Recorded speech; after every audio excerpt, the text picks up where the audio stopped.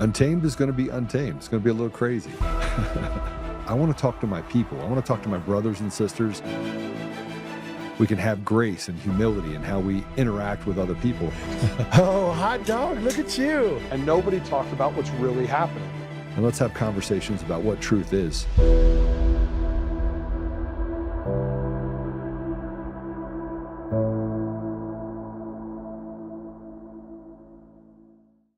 Okay, so this story of China getting caught inside of America is bigger than one person. Listen to this. The mayor of Arcadia, California, just outside of LA, Eileen Wang, has admitted in a federal plea deal to spying for Beijing, taking orders, or her fiance was also involved at the time. Now, the two published propaganda through a news website that looked like a community website, and they'd report back to their handlers in China. But this is bigger than one mayor. So Chinese buyers have actually flooded California real estate, cash deals above asking price, pricing Americans out of their own neighborhoods. It's weird. There's a lot of weird shenanigans happening. And investigators have also identified Chinese-linked land purchases near nearly 19 U.S. military bases across the United States, including bases that house America's nuclear arsenal. This isn't isolated. It's a pattern. Lawmakers have been warned. They've seen the reports. They've heard the alarming statistics. It's time for Washington to get off the sidelines. What a day today. So much going on. We have election systems that are controlled by foreign sources, right?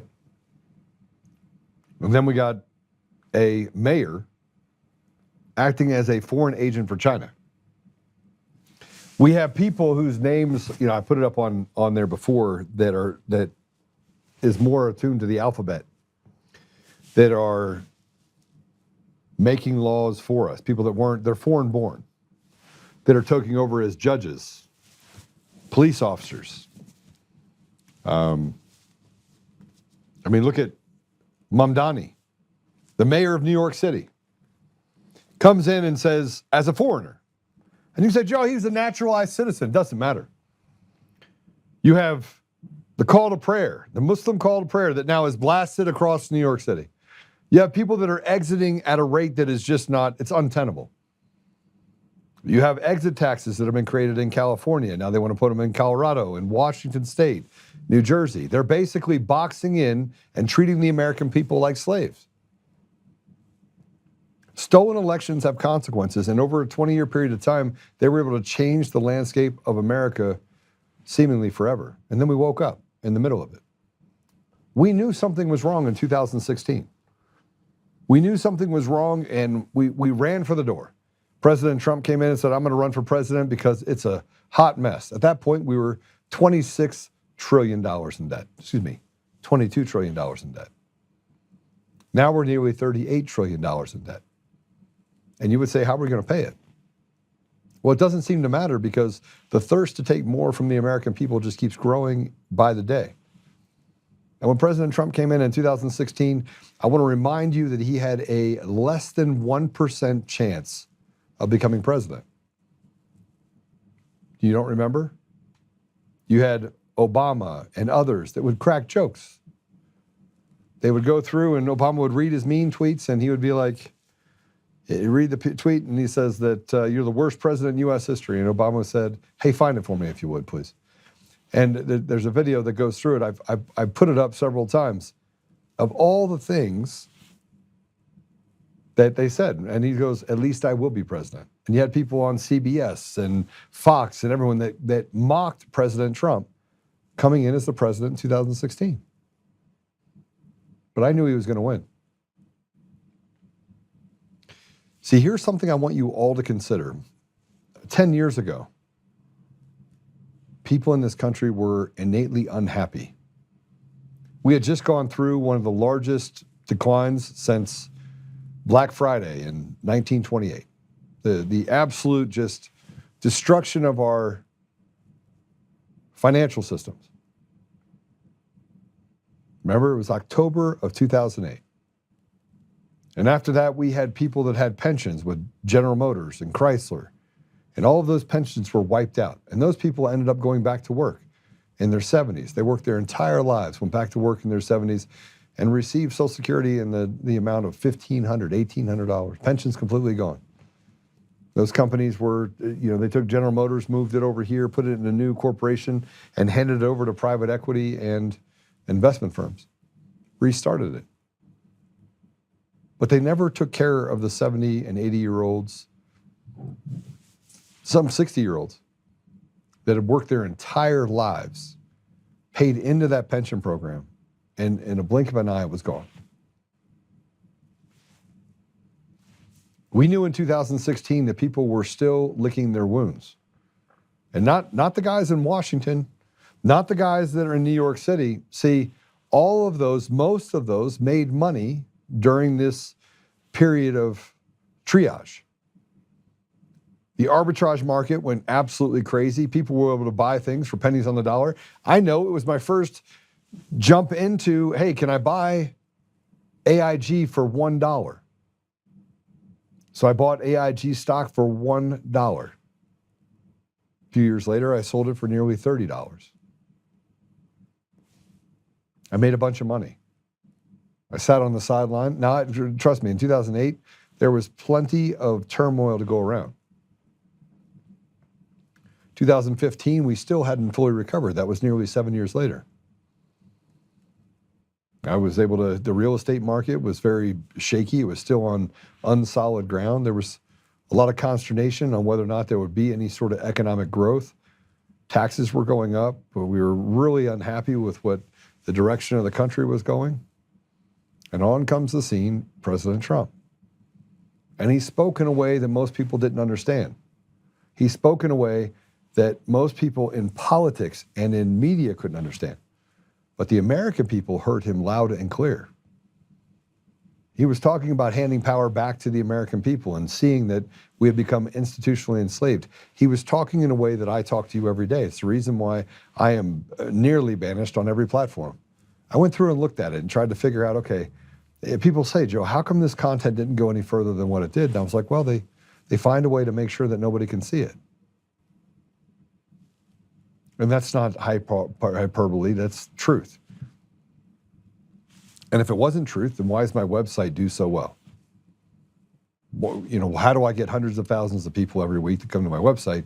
And I put up a post on X and it looks like there's like 80 people watching it right now.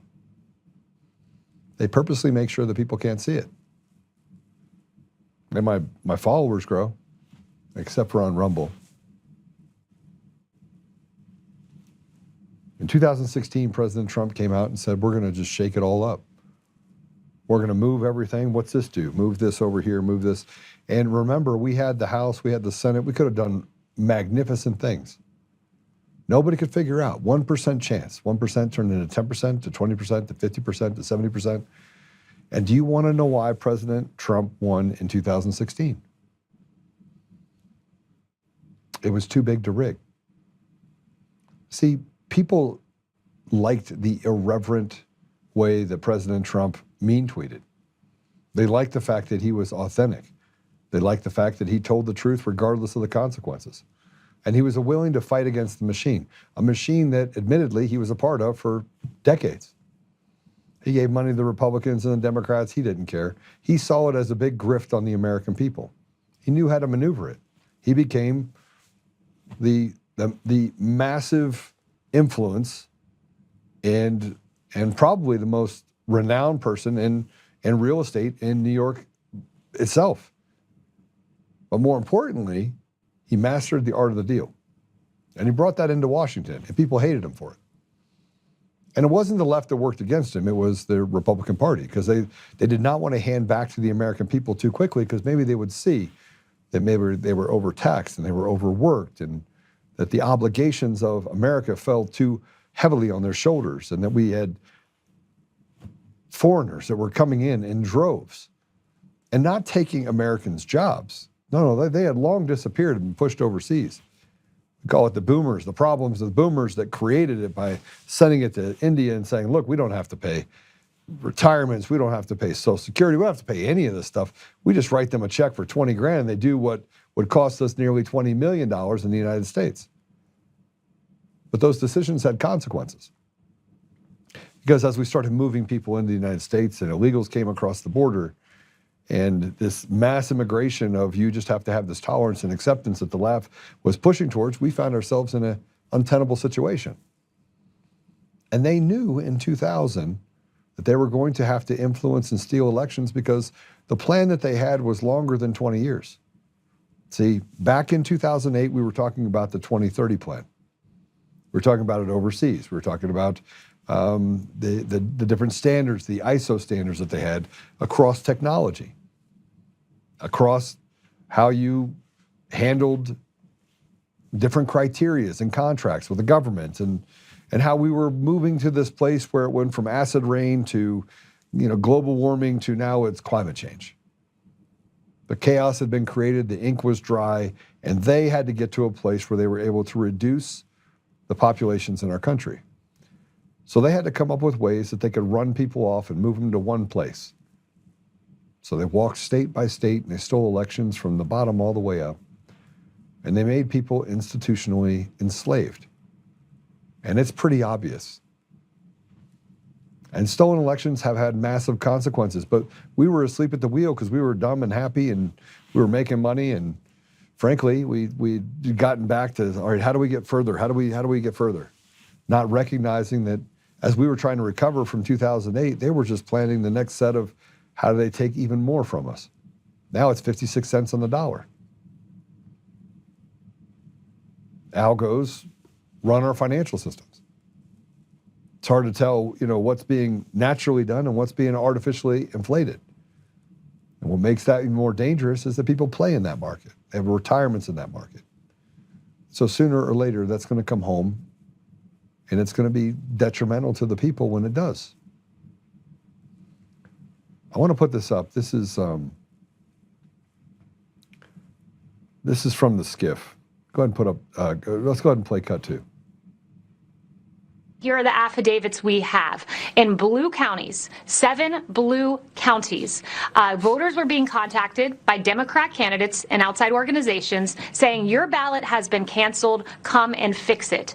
They were doing this despite the fact that the Supreme Court in the state said there's no way to fix ballots in advance. It's illegal to open ballots before Election Day. But in the 7 Democrat counties, they were able to fix their ballot. The other 60 counties, the Republican counties, voters were not able to fix their ballot. One woman said, I've been voting absentee for 15 years, turned in my ballot, did it by hand, and she found out only after the election that her ballot was canceled. In the counting of the ballots, we have evidence of this as well, that the legislature said you need a signature, you need a postmark, you need an address, but they were counting ballots without a signature, postmark, or address in these blue counties. This could amount to tens of thousands of ballots. People must have the equal amount of franchisement in this country, and in Pennsylvania, there was nothing of the sort.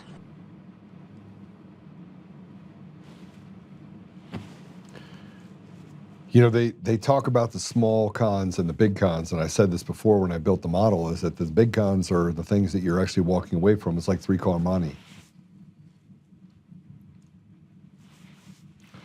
I want to put this up if we can. This is RNC launches a multi-million-dollar election integrity push in 17 states. Put it up. Ahead of midterms. You want to go up so I can read some of it?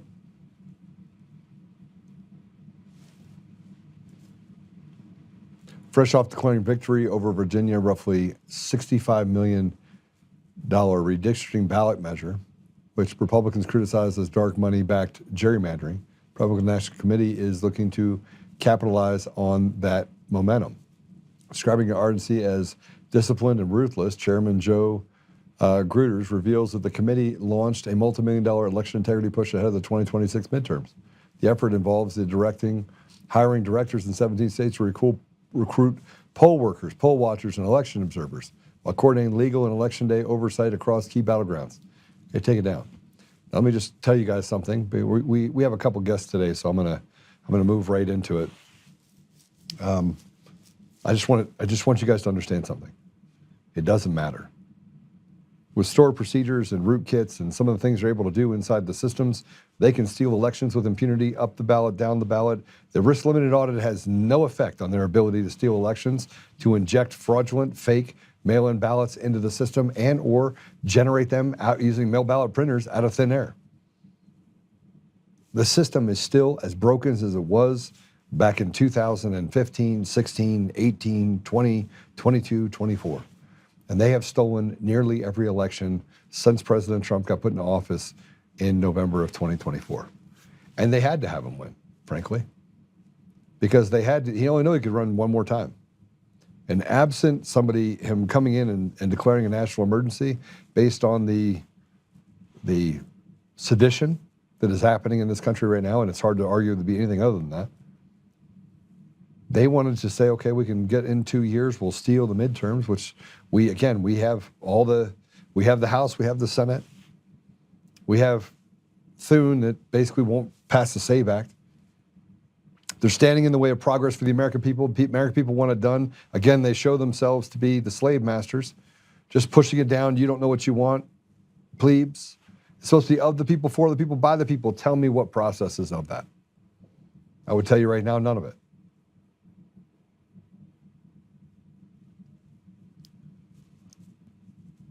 But we definitely have put ourselves in a position right now where 2026 is the year. And nobody seems to be listening. We have all the evidence of the election fraud. Everyone should be locked up. We know that there are investigations. We know there's criminal investigations because I'm deep in the middle of one of them. And yet we still sit here and we have this conversation about how we're going to prosecute when we have all the evidence. Because the people in positions of power and authority, the bureaucratic mess is meant to betray the American people. It's a slave trade. And it's a big club, but we're not in it. Before I go to our guests, I wanted you to see this. Here's an update on Charlie Kirk trial. A Utah judge ruled Friday that news outlets will be allowed to film, photograph, and live stream the high-profile murder case against Tyler Robinson.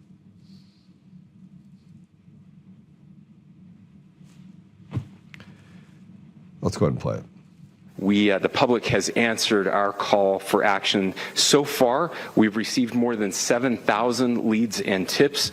I would just note that the FBI hasn't received this many digital media tips from the public since the Boston Marathon bombing. This case also highlights the dedication of our law.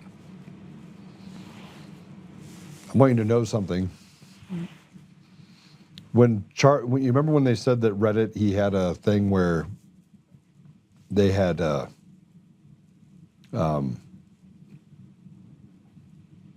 he had confessed on Reddit. They already had him in custody. So how's that? Already in custody, and yet he's saying that he has confessed to the murder of Charlie Kirk. And they can't confirm that the bullet came from a 30-06. You want to know why? It didn't come from a 30-06. There's going to be a lot more that comes out about the Charlie Kirk assassination that's not going to make sense to you. And they're going to try and convince you that a lie is the truth. Now, here's what we do know. Charlie Kirk created a vacuum that's being filled in by people who are trying to circumvent the message and the mission of Turning Point USA. And it's working. It's a shell of its former self. It doesn't have a leader. It doesn't have someone that can walk into the campuses and get young people to listen to them, because frankly, most of the people out there won't take the time to learn enough about the people that they're talking to be institutionally intelligent enough to talk to the different factions. Only Charlie could do that. So we'll have more about this, but they're turning it into more kabuki theater, and at the end of the day, again, it's more of this look over here as they create all of this chaos for us in our own lives. So let's talk about our guest. We have Nick Pitruzello. He's an algorithmic trader. He's been on with me before, and the co-founder of Algo Factory. But he's a trader, and trader meaning a forex, cryptocurrency, stock market trader, not the other type of trader. But I'm not going to waste any time. Let's bring him in. Nick, welcome to the show. Hey, thank you. It's good to be back. What are we experiencing right now in the markets? I mean, I'm taking a quick turn away from elections for a second. I know you got to hear what I was saying, but it's kind of all tied together, isn't it? You have the Iran gas prices, prices of commodities, gold, silver, everything is just completely unpredictable right now. Oh, absolutely. It's predictably unpredictable. And what I mean by that, it's it's all underpinned by debt. And so our entire system is founded on usury.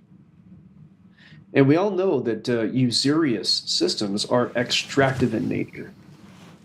In fact, I believe usury is a sin in the Bible, if I'm not mistaken. So our entire money system is debt. We all know that. This is a lot of people, this was their wake up about 10 years ago, and they want to end the Fed and money is debt. But what we need to understand about that is the implication, what's going to probably happen. Fundamentals in the market are not as important as they used to be. And the debt of the United States is starting to become less popular around the world. We also have some fundamental structural issues with the entire equities market around the world. The dollar and the Japanese yen are the two underpinning liquidity sources for the entire world markets. And they're both having structural problems. And when you see that, you start to see some cracks form. You start to see credit, like private credit. You start to see, say, companies lock withdrawals. You can no longer take your money out of this investment. Oh, I'm sorry. Yeah, we're going to hold on to that. And it's in the contract that you signed and probably didn't read. You're going to see perhaps... Are you talking about stocks too, like buying stocks? Locked into stocks? I will put it to you this way. Like, okay, so you have like private equity. So, you're investing in those companies probably individually. I think some of those are public. You can certainly invest in them. Right. But a lot more of like your private credit, your those type of companies, funds, things like that have investments that might be a little bit in trouble right now. They can simply lock your money down. But that can metastasize into it being your bank. Are you talking about mutual funds? Mutual funds, as far as I know, I haven't heard of any. Did one of them have a hiccup recently? I think they did. Blue Owl, I think, is the one that's most recently made the headlines, right? So that's like a private credit, like vehicle, if you will. Right. So it's like more sophisticated investors and high-level stuff. And this is where you're going to see the problems first. You're going to see problems in the more exotic or sophisticated type investments. But I can tell you that if we have a major bond issue, if nobody wants to buy our debt, you might find that you can't take your money out of your bank account. Okay. It's called capital controls. And this has happened in our history before, right? They limited. I mean, you can go back to World War II. They did have limited withdrawals that they made, so they didn't have a run on the banks. That is correct. Yeah, they'll do that. So we just have to understand that there are some theories out there that perhaps like CBDCs might be an answer to boost the value of U.S. treasuries around the world. And I don't know how glazed over your viewers want. How you want their eyes to glaze over as I bore them with like international monetary plumbing. But I can make it really simple. The Japanese debt really is the big liquidity solution. So is the dollar, so is U.S. debt, I should say. But the Japanese debt is the big liquidity solution. And they're in a bit of trouble right now because, for one thing, they need energy because of what's happening in Iran. Energy prices have gone up. Japan does not produce energy. They consume a ton of it because they're a manufacturing nation. So in order to afford that and a few other things, and just to keep their system going, they're actually selling U.S. debt in dollars to buy their own currency up. And you can see it in the charts. It's really something to see from a trading standpoint. And I'm primarily a currency trader. I don't play in crypto like I used to. I'm almost strictly forex at this point. Well, you got burned a little bit, like me. Yeah, I mean, I got burned in a big way. You had the FTX situation. Yeah. Yeah, I got burned on that. And fortunately, I didn't get put out of business. I've been rather fortunate. I've been blessed in that world, and I didn't invest in one particular area. But yeah, I took a bite. I got killed on that. But that happens. I'll tell you what. And Joe, given the guts that you have and everything that you've done, your willingness to put your voice forward and put your neck out for pretty much everybody else in our country, you understand what it is, and you understand what it is to have your backside singed. Oh yeah, by these I guys, do. And that'll make you into a harder person. And what that'll do for you in markets is once you've lost in that big of a way, it really hammers you into somebody who can take things a little bit more seriously, be a little bit more conservative, and understand that there are a lot of scams out there that are dressed up as like investments that you really should trust. Yeah, so I get into markets and out of markets pretty quick. People are like, "Oh, you missed an opportunity to make $40 more," and I was like, "No, I didn't. I just moved it over here and made a couple dollars over here." Look, pigs get fat pigs get slaughtered. You take your risk off the table and you ride the next train, right? It's like playing chutes and ladders. You don't necessarily want to go all the way to the top that quick because there's a lot of way to fall, right? You want to take and bank things as you go up the ladders to make sure that you're protecting your environment. Well, that's about the wisest advice any trader could give. Yeah, I mean, everybody's like, "Oh, So I was doing this analysis. So I have a trading account that I trade personally, and it's not a huge amount of money, but it's a substantial amount of money. And so I've been playing in this account for the last 3 years, and actually I've been playing on it for 6 years. But I decided I was going to do it myself. I got tired of picking up the phone and calling someone and saying, "Hey, buy this stock," right? So I was like, I'll do it myself, right? I'll just buy my own stock. Actually, 8 years, 2018. And I have outperformed all the NASDAQ, S&P, I outperformed them. And performed it at such a level that over the last 3 years, I had a 250% return. And I think it was like 90 or 100%. So I'm tripling what they're doing. And I've done this every year since 2018. And people were like, "How do you do it?" I was like, "I don't even know."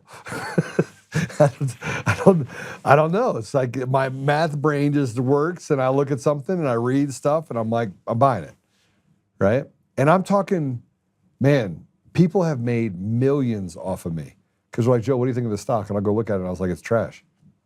But I'm going to buy it for the next 3 weeks and then I'll get out. But after that, just stay away from it," right? Or I'll say, like I told a bunch of people to buy Kodak when it was at $354, and they're like, "Joe, there's nothing. It's sitting stagnant." I said, "Just wait. You'll make 300% on your money. Just wait. It's going to take a couple of years, but you will make 300%. And I don't know what's going to happen between now and it was at $15. My buddy called me and I was like, he says, what should I do?" I said, "Sell it. Get out. You just made 400%. Just get out. He's like, no, it's going to go higher. It went to $10 because they mismanaged they had a $1.4 billion pension overpayment. And so I knew that they had all this money, but in order to get out of it, they were going to have to pay $500 million. That still gave them $900 million in cash, which is the entire amount of their market cap. I was like, so it has to double, right? So I knew. Brilliant. That's actually really. That's a really. People don't even dig anywhere near that deep. So good on you. Yeah. So I mean, I don't actually know how I did it, but I mean, people call me. I bought Maxer at $4 when it went from $60 to $4 because they lost the satellite. So I went and researched it, and the satellite had a life insurance policy on it. The satellite goes up, something happens. So the policy for replacement value was 130% of replacement value. Had 6 months left on it when the satellite went out. It was an $800 million satellite. So they were going to have to go into debt, but I was like, no, they don't, because they have an insurance policy. So I bought everything I could. Slurp it up. And it went to $55. Everybody's like, how did you know? I was like, because I just read. And the guys at the top have already read it. They already knew it. They just wanted to drive it down to $4. Yeah, see, this is... So somebody like you, I don't know if you... There is a designation It's called sophisticated investor. I know you're in the category by if you check all the boxes, you've already checked them. I don't know if it's something that you've even had to think about. But the reality is a lot of people are not so equipped. And we do see a lot of people who are just convinced to buy something because it's the big shiny object.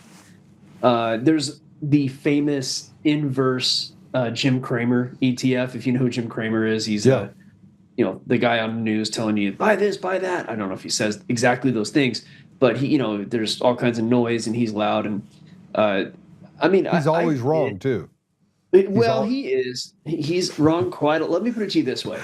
I did a back test on what was documented that he said. I actually did a back test. And now the things that he said that were good actually did okay. What they didn't mention were all the things he said that were bad and the missed opportunity cost. Silicon Valley Bank, 2 weeks before they went broke. Where did he tell everyone to put their money? Silicon Valley Bank. Yeah. Right? And people lost a ton. He goes, wow. And he gets on there. He's like, wow, well, I'm not perfect. I was like, bro, you have missed every opportunity. Every opportunity. Yeah, there's, like I said, they have the inverse Jim Cramer ETF. So people who literally bet against them. Like it's actually, a thing. I would be really careful of people like that. This is the same thing, I think, when it goes to political realities, to digging into reality in general. If the information is really easy to find, it's probably not going to help you. This also goes, as a friend of mine said recently, the government has no interest in telling you the truth. It doesn't help them to do so unless it helps them to do so.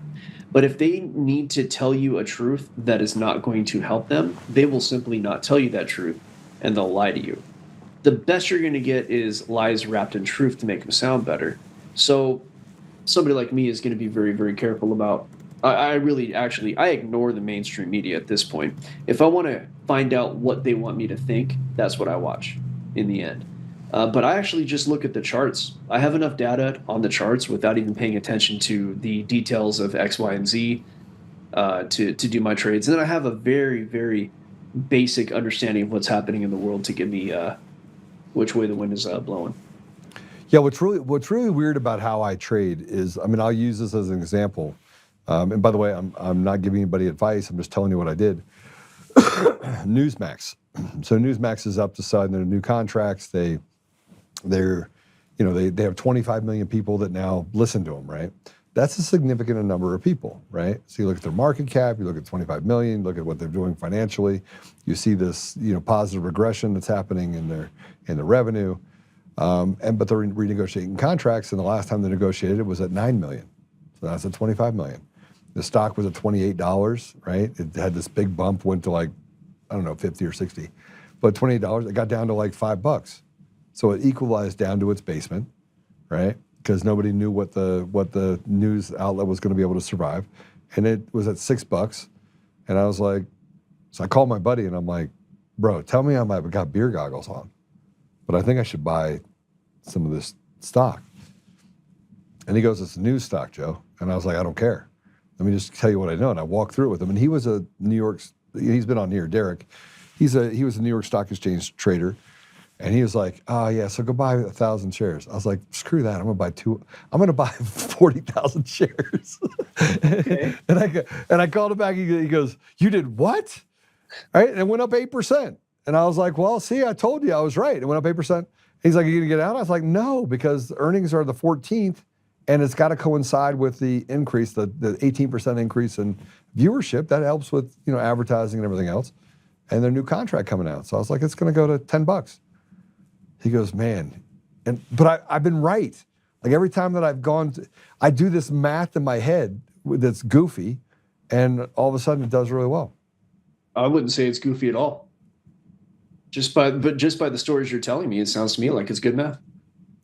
But I can't explain it to you though. You know what I mean? Like I can't say, here's the formula that I walk through. I look at it and go, all right, let me scratch this over a little bit. Okay, this is going to go up. We were given a brain that outperforms microchips in certain ways, right? Yeah. So microchips are very binary. Our brains, they say, are like quantum computers. And for example, when I'm doing my work, when I'm building algos, I'll keep data on the screen that I don't necessarily use. And the reason I do that is because I believe that my brain sees that, and while I'm sleeping or doing something else, it's factoring that into the equation subconsciously. Yeah. And so with this marvelous brain that we have, that I mean, they've actually taken brain cells and they've wired it to computer chips, and it can do things that computer chips simply cannot do. So we really don't know what we have been given or evolved into, or whatever your belief is. So I really think that if you might have that, and that might be, you might not know it, but the math that you're doing might actually be like some quantum annealment inside of your skull. Could be. It's crazy. So I do have a problem. When I solve problems, I close my eyes and I can see the math. Like it's in bright green. It's been a goofy thing since I was a kid, but in trading, it has manifested. And I outperform my friend Derek. I know you're listening. I outperform you because we run side by side accounts. And I'm like, listen, I'm gonna do this. He's like, oh, don't do it. Or he's like, I want to buy this stock, Joe. And I'm like, buy it. And they'll call me a day later, and he's like, well, I should have bought it. I mean, it went up like $8. And I was like, well, why didn't you buy it? Or he'll buy calls or puts or things like that. I was just buy the stock. Just buy it. If you like it, buy it. Right? So anyway, it's fascinating because as I'm sitting here talking to you, you know the VBL Gold guy, Vince? Actually, yeah, Vince, yeah. Yeah, so... Yeah, you had him on with Ben Keller recently. Ben's a friend of mine. Ben and I live in the same area, so... He's a stud too. Like all you guys are like super. I mean, I could nerd out with you all day. I could sit on this show just to ask you a bunch of questions. Like, hey, what about this? Yeah, ask away. I'm here. But he came on the show and silver was at $30, so $29. And I was like, Vince, by the end of the year, it's going to go to $100. And I said it's going to be $200 in the next couple of years. And he's like, no, it's not going to happen. And I was like, I'm going to have you back on when it hits $100. So I called him up. I was like, you ready to come on? He came on. He's like, how in the world did you? I'm like, it had to happen. They made it a critical mineral. You saw China starting to buy it up. You saw other countries started buying up the supply. And, I was like, look, and that tidal wave is like a tsunami. It's got to suck out first before it comes in. And so he's like, okay, I'm a believer now. My business partner over at Algo Factory, and we've been working together for about 10 years. He actually does large precious metals deals on the institutional side, and he's international. And so between the two of us, we called out that move a couple of years ahead. And, I'm able to do it by knowing what's going on in the same manner that you're talking about, critical mineral, all that, seeing what's happening. China's buying a lot of it. And then when I look in the charts, I can use a little bit of math to project out how far that's going to be. And as it gets closer to the event, my projections are a little bit better. And I think I called it within like a month. Really? Yeah, it was pretty good. And closer to the month I got, the tighter I got. When something, okay, first of all, back to what you were saying, when you saw that stock and someone said, "Oh, don't buy it," because it was kind of in the basement. I want to say it was Newsmax. You probably were watching it bottom crawl. And a lot of people don't have the bravery to pick something up while it's bottom crawling. There's a fear and greed aspect. And so I would argue that you must have a way of looking at something for what it is rather than being afraid to lose money. You simply just go for it. You think it's a good deal. You might lose, you might win. You don't care. You go for it. Yeah. And I've not lost very many times, frankly. Yeah, that's the hardest part of trading. I actually coach people. I teach them how to do it, and they undervalue trading psychology the most, and it is the thing that they should value the most. It's why, ultimately, I can make an argument that 100% of failed traders fail because of psychology, and it seems like you got that under wraps. Yeah, I mean, I do hate it when I sell it, and 15 minutes later, it's $3 more, and I'm like, oh. but then I deal with it, and I'm like, it's fine. I got out. Pigs get fat pigs get slaughtered. I'm good. You can't go broke taking profit. No, and so, but I look at it and go, all right, well, I'll find another deal, right? I mean, always another trade. I bought NBIS at $46, $47. Not familiar. So it's a AI stock. Then they got a $20 billion contract with Microsoft. And so the stock went to like 170. Well, I sold it at like INBS? 130. NBIS. NBIS. Yeah. I think it's. Oh, hey. Oh, that's a lovely chart, sir. Yeah. What's it sitting at right now? 179. 180. Yeah. It should probably down a little bit. It's been breathing heavy the last couple weeks. I mean, if it's down, it did touch 198, which is natural. It's going to hit a big round number and come down, but it already made it down to that prior high at 142. So there's a decent chance it's just going to, chop sideways and then go up after that. Yeah. So I mean, I think but you could see where the pulse happens. So then I sold it like 130, and then I was like, okay, I'm going to get out, sit it for a little bit. I called my friend. I was like, it's going to go down to like 90. He's like, no, it's not. And sure enough, it went down to like 85. I bought it again, sold it 106, and then I was like, man, I should have kept it. I would have made a fortune if I'd have waited into it. But again, you just take what you can and you get out. Well, hey, if you when you shoulda, coulda, woulda, then all of a sudden you should all over yourself. Yeah. So what do you think's happening? I mean, I'm sorry to like talk about stocks and stuff like this, but I do want to talk about what's happening as it relates to the markets being manipulated.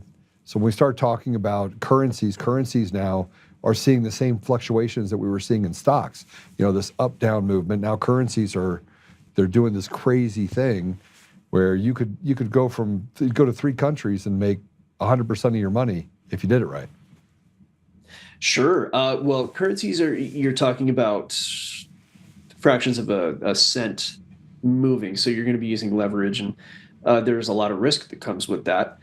As far as what's happening, again, I think the biggest problem is an overusage of debt. And when the jobs all went to China, right? And I have that's a longer conversation where I like to throw a little water on it. But long story short, jobs went to China, labor got cheap, and the United States, in order to maintain our lifestyle and not have like a revolution, we had to go ahead and financialize. So we basically started just playing the money game, and we turned into like Britain, 70 or 80 years ago, and we're going to turn into Britain again if we're not careful. And what I'm concerned about is that obviously we're not making things like we used to. We're just kind of letting the same money wash back and forth, and we're letting people who are very unsavory extract from that washing back and forth as we empty out our production.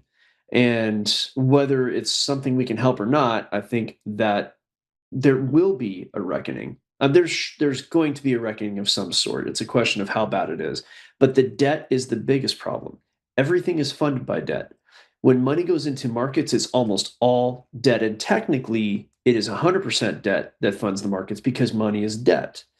Now, when you have the main debt that funds our markets, at least in this U.S. and vastly around the world, it's U.S. debt, it's treasuries, it's pretty secure, it's a relatively low interest rate.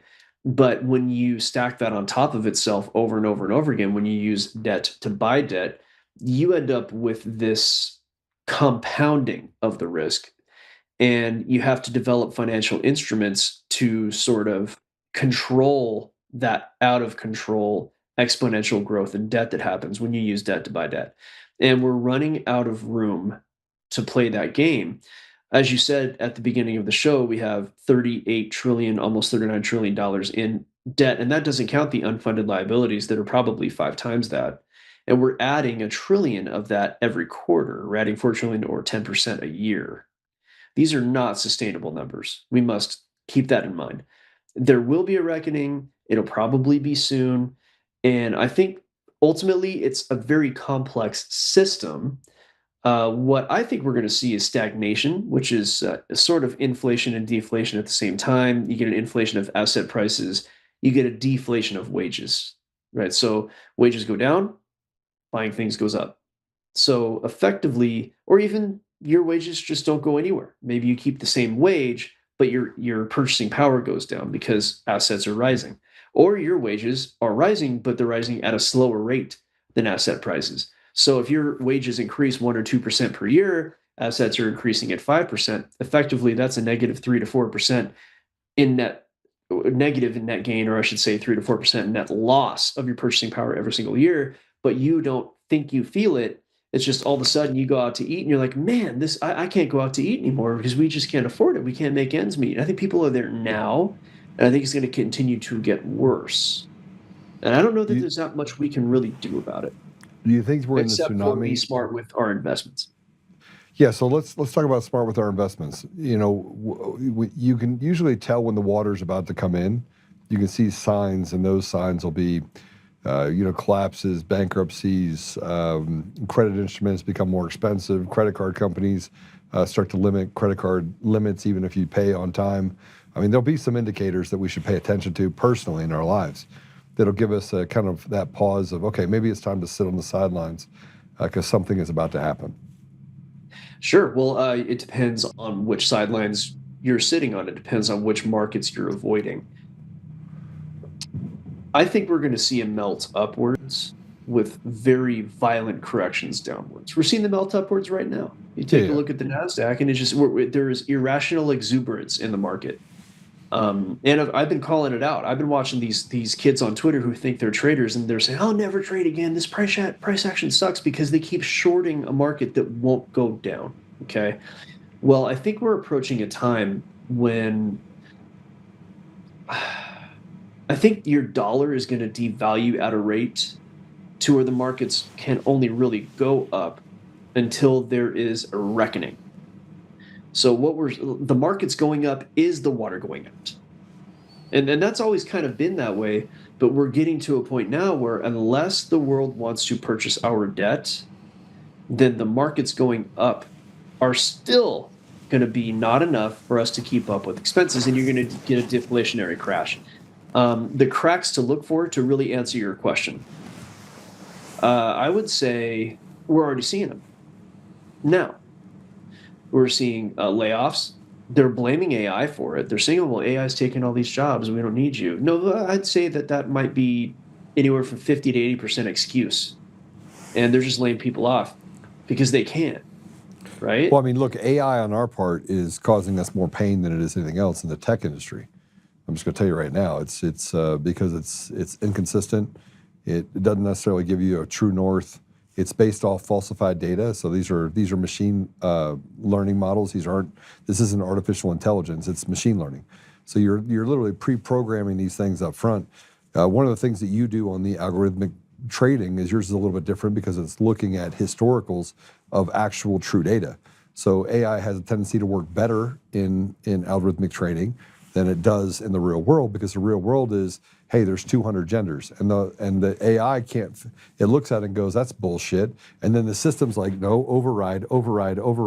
There are 200 genders. This is a social construct of how someone feels, right? Total bullshit, right? Yep. So that's why AI doesn't work. It doesn't work because it's not AI. Agreed. Yeah, AI is a marketing term. Right. And so, but as we start looking at that this is the dangers, is because what you're saying is that it could be irrationally, violently driven up and then violently it'll crash down. And the crash down causes, you just talked about psychological damage in trading, what it does to your brain. That's why you got people that jump off buildings and things like that thinking the world has ended, right? When in actuality, they could probably just wade their way through it if they just took a breath, touched grass. Yeah, they lost their mother-in-law's money, and so there's a lot of things that I've heard some horror stories in that regard.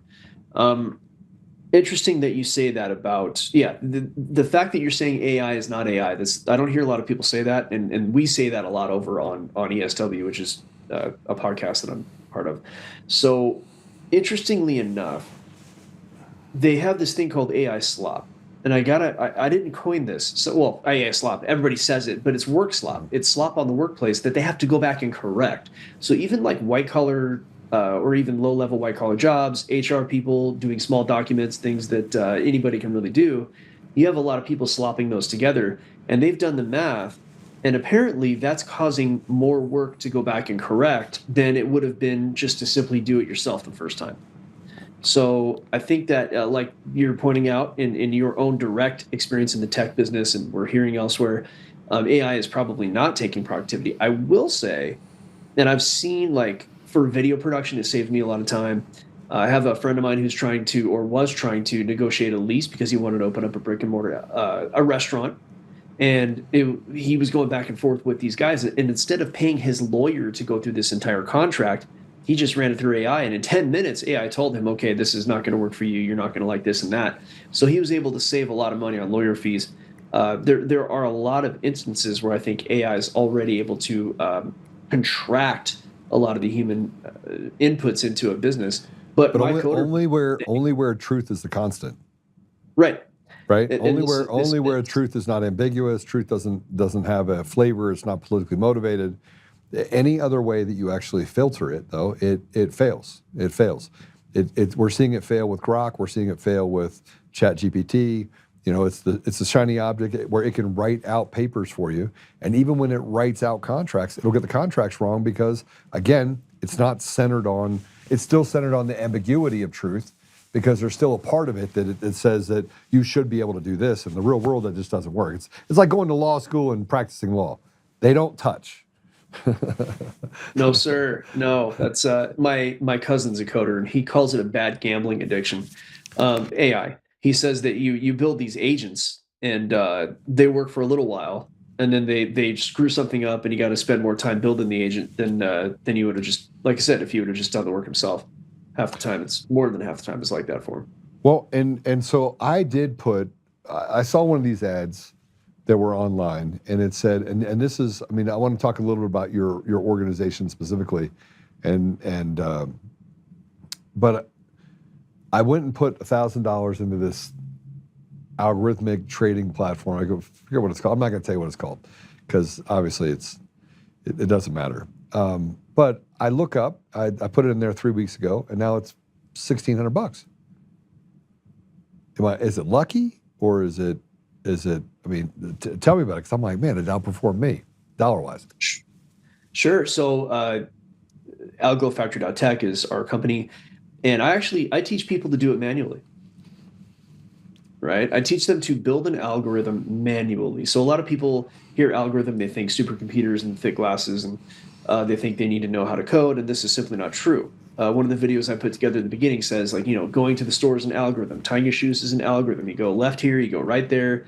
If the stop sign is, blocked, then you take a left, you go right. It's all decision-making process. I know you know this, but this is for the audience, right? Yeah. So that said, what I teach people is they all want to come in, they all want to go to ChatGPT, and they want to build an algorithm, and they want it to trade for them. And I say, go for it. Let me know how that goes for you. It won't go. Yeah, it just doesn't go. And the reason is that, first of all, like you said, historical charts give you data. You can use that data to create an algorithm that is going to perform to a statistical degree of success. You have a probabilistic model. You're going to win 62% of the time on shorter term trades. You're going to have a risk to reward ratio of this much. You're going to make this much if you do this. And it's an estimate, and results may vary a bit. What you do is you forward test that. You test it live with very small amounts of money. So, instead of your regular $500 risk on like a day trade, you put in, $10, $20, whatever. It's got to be real money, though. There's a psychological thing to that. The point is, as you live test it, you're going to see how you truly perform. You're going to see how the algo truly performs. You're going to see how the mistakes you make affect the performance of your algo, because you're going to make mistakes, right? And then you get to go ahead and build on top of that. And that's the dirty little secret that I've made not a secret in this whole game, is that the best way to develop your trading psychology to avoid the problems of fear and greed is to literally do what I just said. You put yourself through that process, and you wade in one toe or two at a time. And then once you have a successful model, you deploy all of your money that you're comfortable deploying, that is, so on and so forth. Now, if at that point somebody wants to go ahead and codify, or code, I should say, their algorithm, be my guest. I code algos. I have years of doing it manually. So for me to code an algo in 20 minutes is not really that impressive. But I did it just last week, just to show someone how. It's like, here's how you do it. Took 20 minutes. This is my algo. This is the data on the screen that I use. Here's how I put it into Grok. Grok does this. I find these mistakes. I fix the mistakes in the code. I compile. It's done. It's funny. It works. It's funny because I'm a system architect, so I look at systems with algorithms only, right? And I've done this for 14 years. And then one of my best friends, my business partner, he's a coder. And I'll go to him and say, here's what we're doing, and here's what it looks like, and here's the math behind it, and I need you to put it in code for me, right? I built an entire company on that. Exactly what you're talking about. I mean, that everything to me is an algorithm. Everything that I do is an algorithm. Oh, it really is. And this you might find interesting. So my coder's in Australia, and I had him code like my biggest algo that I've been using for years. And so the algo that I just told you that I coded last week, I said, I got a little present for you. And he says, all right. And I sent him the code. And I said, what do you think? He goes, it's great. I said, can you code this clean? He goes, no. So I literally input. Now, when I code something, the thing is... Did you use ChatGPT or did you use like a... Gemini. Like a Gemini, yeah. I was about to say ChatGPT is not clean. Gemini is very clean. And you learn like the different types of AIs that are better at this stuff. And different things are better for different things. And I'm told that like Claude is good for this. I heard Grok is better for contracts. Well, Anthropic is actually really good. For contracts? Yeah. Anthropic is really good for coding, right? Because it spits out different, it'll give you different theories on how you want to code it. Oh, that's cool. Yeah. And this is something that I think if you're going to go into the world of AI, you should, when they teach you to fly an airplane, you fly the old ones first, right? They give you this basic airplane, it might be a prop, it's nothing special. You're not flying the F-16 on day one. And so I would recommend, if you're not going to hire a coach, first of all, hire a coach. And if it's not me, I don't care. Hire a coach. You got to put your money in the market. You got to learn how to trade. It takes the average person 4 years to become profitable as a forex trader. And 90% of forex traders lose 90% of their money in the first 90 days. Okay. Very low success rate. I was like, I'll call you. I mean, yeah, I'm going to call you. I'll hire you as a coach. And then you said lose 90% of your money. I'm like, nope. Well, these are the people who, first of all, these are the people who don't hire coaches. Right. No, not all of them. You're going to have successful traders who don't hire coaches. I'm not saying that, it's one or the other. I hired a coach. Now, I got into crypto trading in like 2017, and I've got good instincts, and I was able to make a success of that beyond just holding crypto. I was able to trade, learn how to trade, do either price action trading, technical trading, use the indicators and all that. But that was at a time when you just had to have a pulse and go long. Right.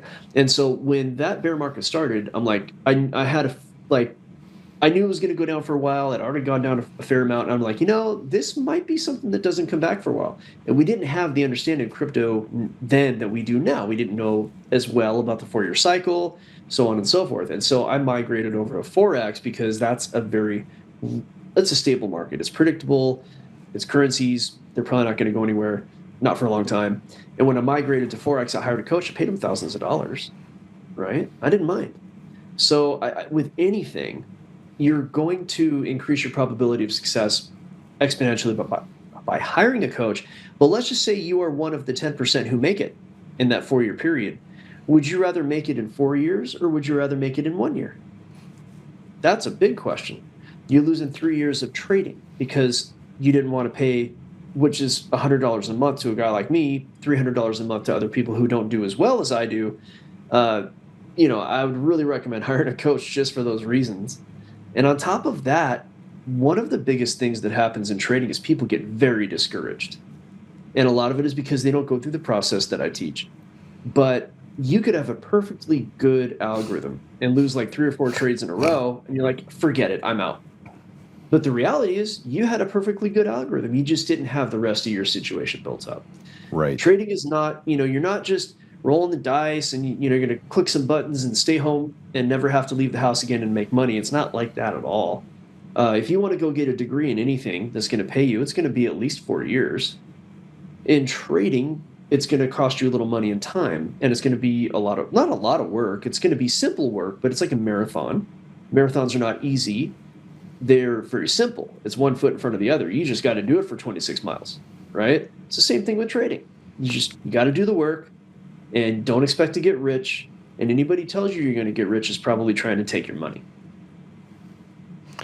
All right. So how do people? I'm gonna get with you. And the reason why, by the way, I want to tell everyone why I bring you on, and why I keep bringing on people that understand finances, because I think it's really important that people are like, well, I don't have any money. And I'm like, you don't have any money because you're not thinking about the things that we're talking about. And it's super important for me that I leave a legacy and I give people things that have made me successful and have made me, and given me the opportunity that I've had in my life. And so when I have you on, it's because I want people to engage with you. You don't pay me. I invite you on because I want people to engage with you. And so I just appreciate you coming on and letting me banter with you about some of my successes. And by the way, it hasn't always been successes. I've had some failures. Well, no, I'll tell you what. I do my trades, a lot of them publicly. You get to see my wins and losses. Yeah. So this is one thing about the trading space. It's like 98% scams. And you see these people winning all these trades, and you think, every Monday I put out a report for free. And everybody get last week, it was like 4 trades that won. 2 big NASDAQ trades, a gold trade, and a GBP JPY trade, all won. And I just gave that away. I give that away on Mondays. The other thing is right now, I'm offering unlimited one-on-one coaching, provided 2 things, 2 caveats to that, because I charge $400 an hour for that. If you're not a client, if you're a client, it's $200 an hour. But the unlimited one-on-one coaching is there because if you let me put that coaching session on YouTube, then you're helping me. Now, I'll edit out your personal stuff. No one's going to know who you are if you don't want them to. And that's not going to last because my schedule's getting a little bit full. So that is what's going on right now. And yeah, I'll tell you what, Joe, you want to talk to me one-on-one, I will certainly not charge you. You just give me a call. We'll have a conversation. I'll give you any kind of information you want. I'd rather you charge me and not charge someone that can't afford it. Well, there you go. You know what I mean? And there's another thing that people should probably know. If you're being held back from this particular opportunity, they have proprietary desks, but a lot of them also are tricky and scammy, so you have to pick the right one. Yeah. The proprietary desks they'll test you. You'll have to trade consistently and successfully. You can't be a gambler. You have to be like a pro trader, and then they'll actually fund your account. But there's 80% of them that you just don't want to touch. So understand that you don't have to have the money to go put into trading. You just have to have the time to learn how to trade. And more than anything else, it's discipline. And that's what I got to say. But my problem is that I make more money trading than I do in the real world. So I think that it's going to turn into that more. Now, I know we talked about AI, machine learning. I prefer that term. Yeah. I think there's going to be more automation. I've seen a video of a robot lineman in China. I've seen a video of robots changing car oil in China and moving engines on jigs. We talked about this with my buddy V just earlier on another show. So the automation might take a while before it takes over all the jobs. But if you just extrapolate forward through time, that's what's going to happen. And I don't know how long it's going to take. And I don't know if we're going to see the second coming first. But I will say, and I'm not religious terribly, guys, just so you understand that. I'm starting to wonder now. But I will tell you that the markets probably are not going to go away. And I think it's better to build something in the real world. I do. I think it's way better to do that. And I've worked with my hands. I worked in construction. I was a mechanic. As a matter of fact, that's what I was doing when I became a trader. I just started to make my boss more money in trading than I was making him on the construction site. So he said, I'll just trade my money. That's how I started trading. So I think it's far more honorable in a way to make money in the real world. So this is why I give back for a pittance to try to help other people learn. Well, I do appreciate it very much. And how do people follow you? I'm over, it's Algo Factory on YouTube. At Algo Factory, you can go to algofactory.tech. That's the website right there. That's probably the easiest way is if you want to get to me, you can email me through that website, or it's Algo Factory Trading over on YouTube. All right, awesome. Brother, I appreciate you very much coming on, and you'll hear from me here this coming week.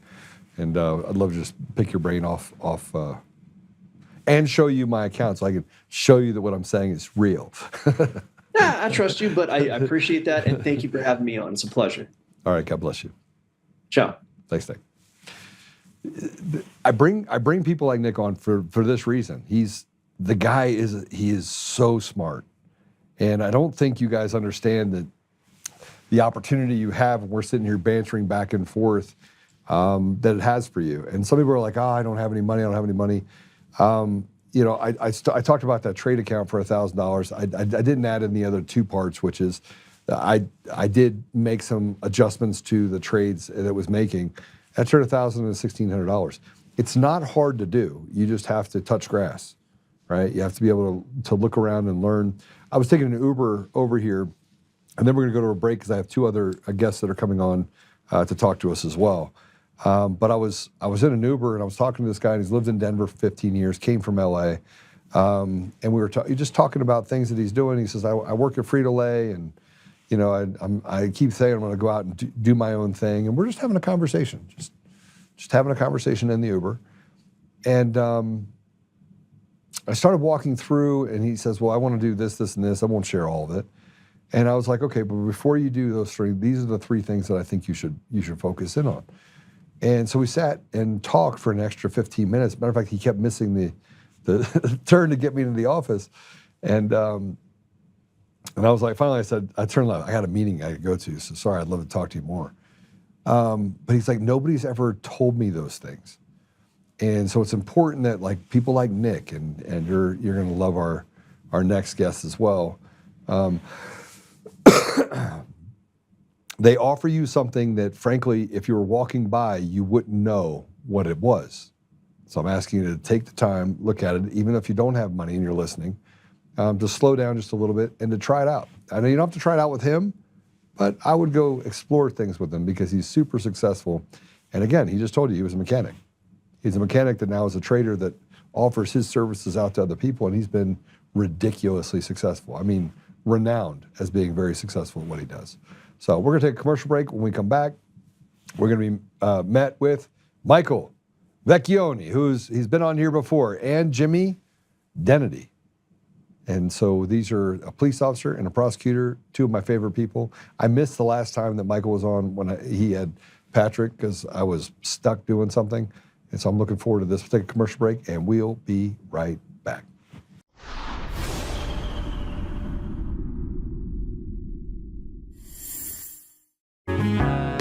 Oh, hi. I almost didn't see you there. Welcome to DCF Buns, where you can find the freshest buns in town, if I do say so myself.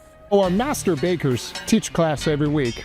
So whether you're new to baking or trying to improve your culinary skills, we got you covered. And we can help you bake the cake of your dreams. We'll even clean your cake if you want.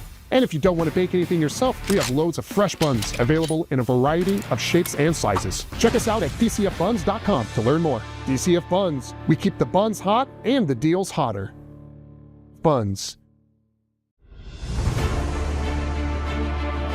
In every thread, in every stitch, Honor-Bound USA weaves the fabric of the American spirit.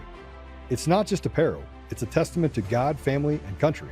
At Honor-Bound USA, we're a family of patriots who put our faith, family, and America first. When you visit our website, you'll find a line of products that embody our commitment to pray, stand, speak, and act. As the official site for the Untamed podcast, all of our products proclaim speaking the truth with courage. We also have the powerful documentary from Professor David Clements, Let My People Go. Identify yourself as one of the few who are willing to stand for what they believe in. Join the Honor-Bound USA family today.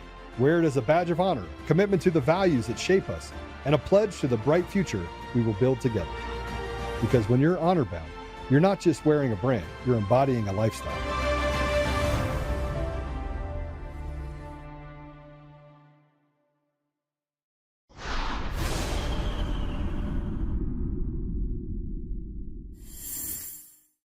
Well, Lisa and David, we're learning his name, and his name is Tyler Brown. He's a 46-year-old man from Boston who I-Team sources say was shot by a state trooper, and he's no stranger to law enforcement. In fact, in 2020, he was charged with attempting to kill Boston police officers.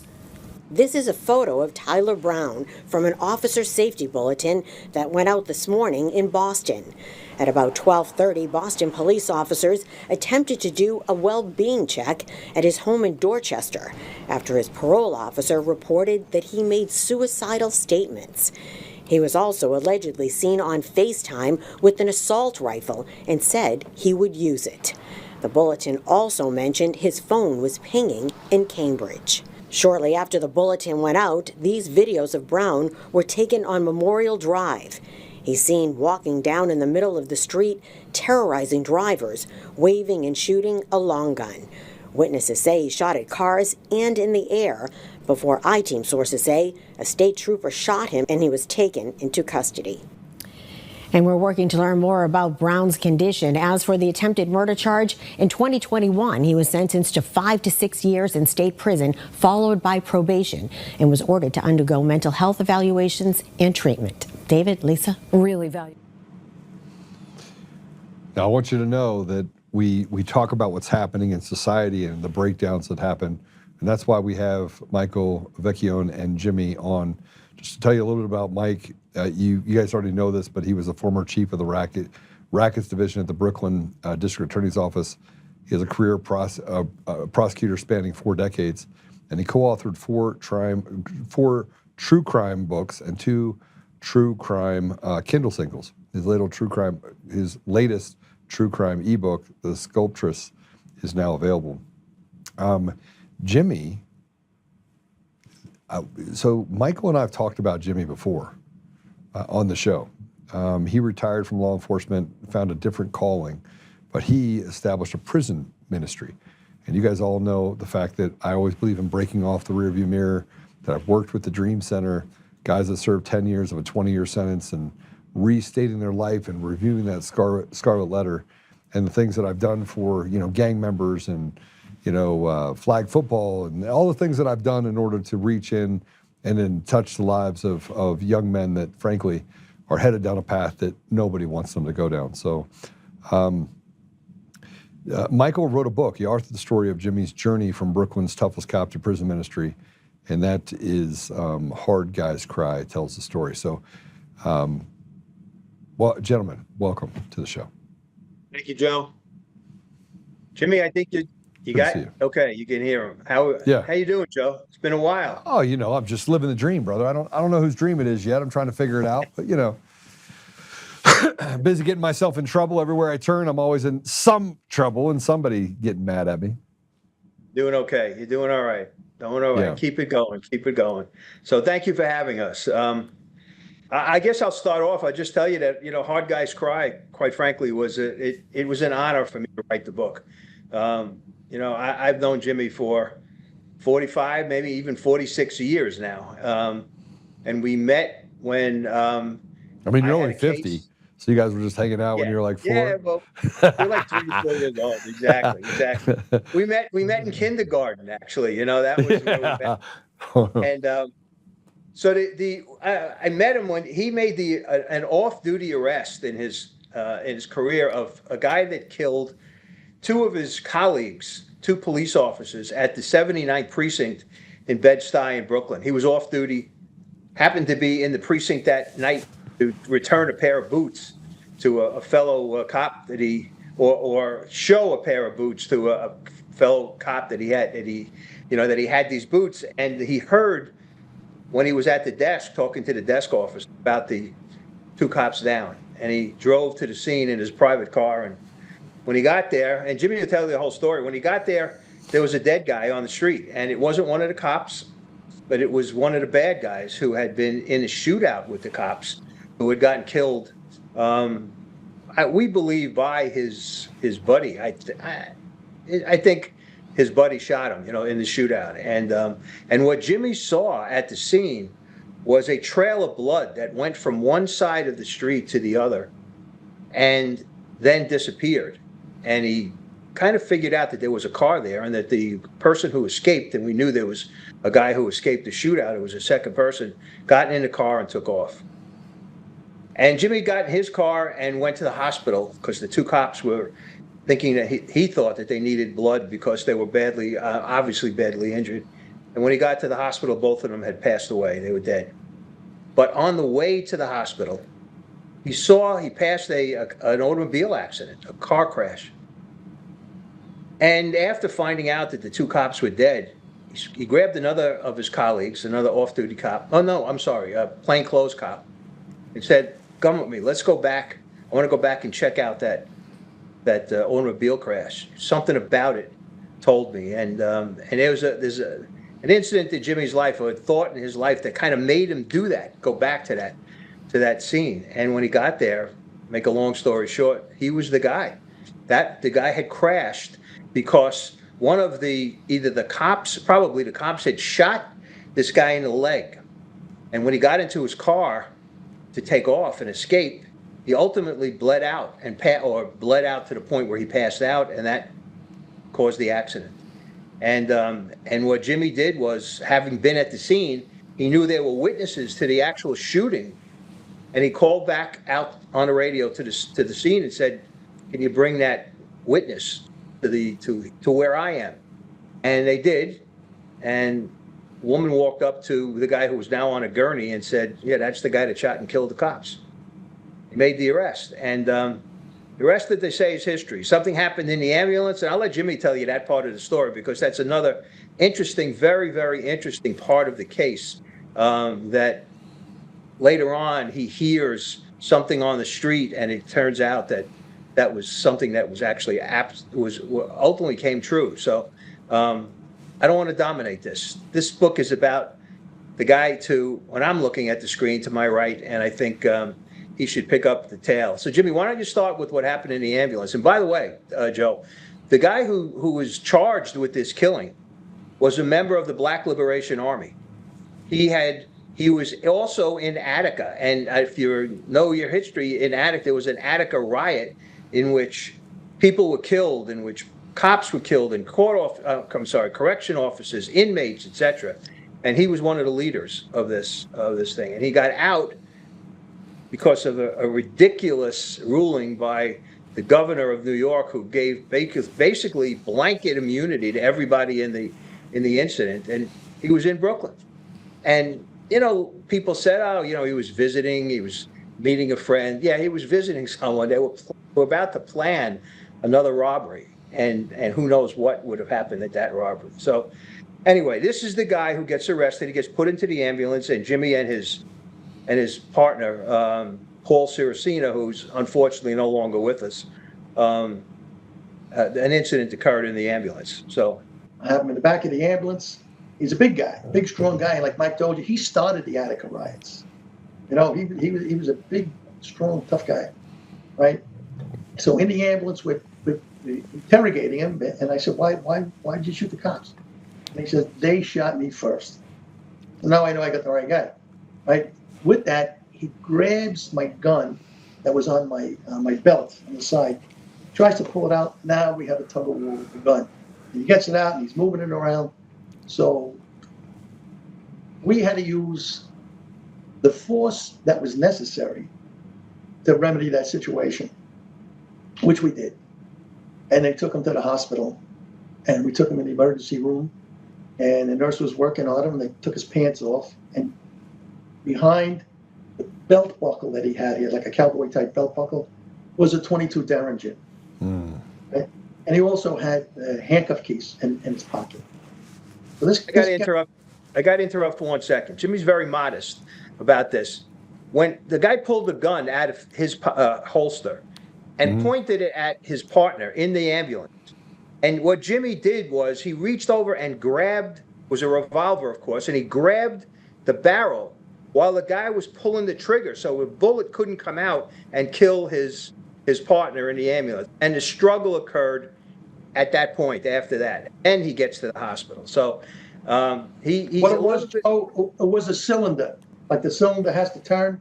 Yeah. He grabbed the cylinder, right. Can't move it, right? So it was like an arm wrestle, kind of, like us against him for the gun, and he lost. So it was, and it turns out that he was exactly what we thought. He was, a guy who started the Attica riots. He was a member of the Black Liberation Army. He was he's just a bad guy.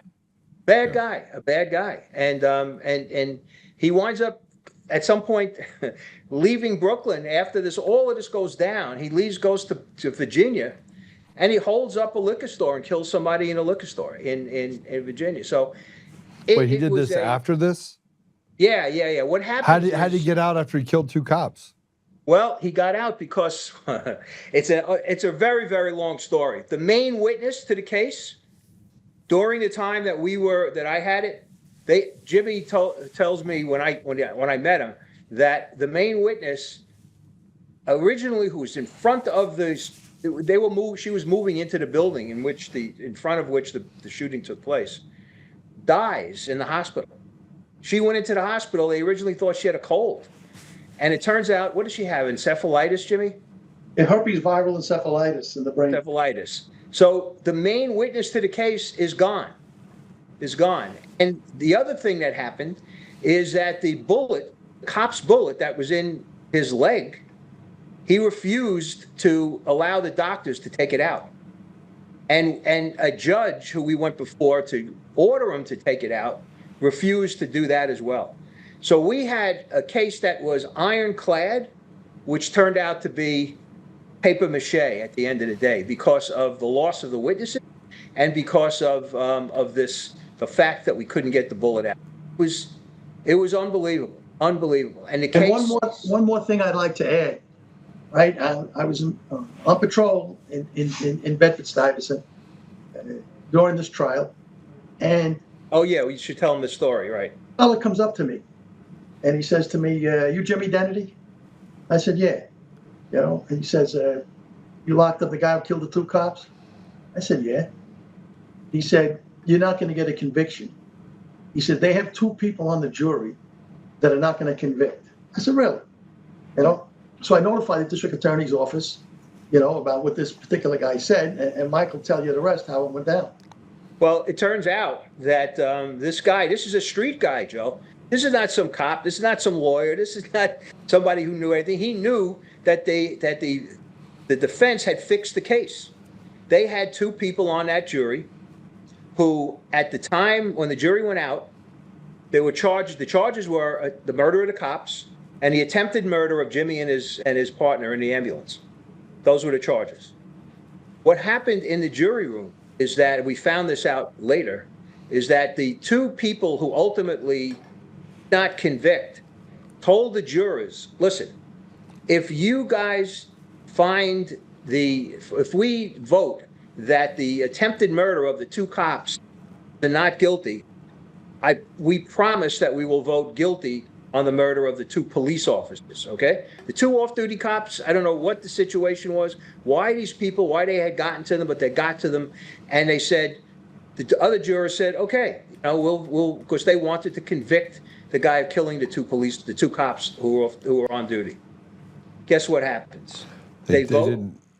That's correct. Once they voted not guilty on the attempted murder of Jimmy and his partner in the ambulance, they went off into the corner, literally in the jury room, and sat there and refused to deliberate. Yeah. And after, I don't know how many days, they declared a hung jury. The second case, it was tried a second time. The case got worse because we lost another witness. I don't remember exactly who it was. They lost, and it was another hung jury. And we're talking about, the first one was 10-2 for conviction. The second one, I think, might have been 8-4 for conviction. And then at that point, this was a big, high-profile case in Brooklyn. And it came to me. I was the head of a group called the Major Offense Bureau at that time. And the DA, who was Eugene Gold, was going to say, we're not trying the case again. We tried it twice, getting worse because we're losing people. And when you have witnesses testify, next time there's now a set of minutes against them. And if they aren't exactly the same as the what's in the minutes when they testify at this third trial, jurors have the tendency to believe that they're not telling the truth or that things are fixed. Okay, so the DA calls me in and says, we're going to do this one more time. Why? The president of the Police Benevolent Association went to him and asked him to do it one more time. I got the case. And this is my first time getting this case. And Jimmy is assigned to me now, along with the homicide detective who had the case. And we spent 3-4 months together before the case started again, looking for witnesses, doing things. Jimmy found, I know I'm jumping all around, but in the course of this quote unquote new investigation, Jimmy found when you go to a wake, sign a book as to, who was there and whatever the messages. Yeah. So he found the book of this guy Gonzalez, the dead guy who we found on the street, okay, who was dead, killed by one of his boys. You know who was signed into that book? Joanne Chesimard. She was signed into that book. She is the person she's one of the Black Liberation Army people as well, who, right? She Black Liberation Army, Jimmy, or another? Yeah, she killed cops. They did armored cars. They did banks. Right, and she took off. She killed a cop in Jersey, took off, and now spent the rest of her life in Cuba, protected by the Cuban government. So that's how detailed we were. We found 2 new witnesses, and the lawyer for the defendant was a guy who was defending all of these Black Liberation Army guys who were killing police officers all over the city at that time. And he was a guy who basically did everything that he could to undermine the efficiency of the trial, everything that you could possibly imagine. This guy did, and I got to be honest with you. By the time I tried this case, it was, a wing and a prayer. That's how I had to do it, because it was very, very difficult, in spite of all of the things that Jimmy and the homicide detective did to find it. If I could just check, Mike, 1 second. What you're up against here, Joe, right? It sounds like the rotted judiciary is what it sounds like.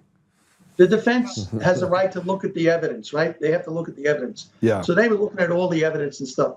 So there was a key ring, right? And the key ring had 10 keys on it, right? And one of the 10 keys was that cuff key, the handcuff key, total of 10. So they're looking at the evidence, right? One of them slips another key, just a regular key, on the key ring. So the homicide detective, Tony Martin, real good detective, he's on the stand, and they have a voucher. This is a voucher. You recovered this? Yes, I did. How many keys? There 10 keys on the key ring. He said, count them for the jury. 11. Counts it again. 11. 11 keys. It says 10 over here. How did that happen? In his summation, he says that we put the handcuff key on his key ring after the voucher was prepared. Like, we were sinister. We were trying to put our thumb on the scale to make this guy look bad, when it was the reverse. They listen, they had threats on me and my family. I had to have guys in front of my house with machine guns, shotguns in the house. My poor wife had to have a radio. Every time she went to the store, it was crazy. And then after that, we had guys living with us, car outside, guy inside. These are serious people. Very bad people, Joe. Very bad people. Well, that you're telling the story of the last 6 years of my life, right? I had personal security detail, PSD, in my house, living there for 18 months, 24 hours a day, 7 days a week, and for the first 2 years after the 2020 election. So, you're certainly not telling me any story that I can't tell you that's happening even to this day. The evil it never stops. Yeah, you can relate to it. It's crazy. Yeah, it's crazy. Oh, yeah. And at that time, area, Joe, they're killing cops all the time. It was about other shootings, guys next to me shot in the head, shot in the hand. Crazy. I mean, it's just bizarre. It was a bizarre time. Yeah, it was. It was. But he gets out, Joe. That's why I was saying, gets out, he goes to Virginia, and he does this murder in Virginia. And guess what happens? He escapes from prison or jail in Virginia. He does.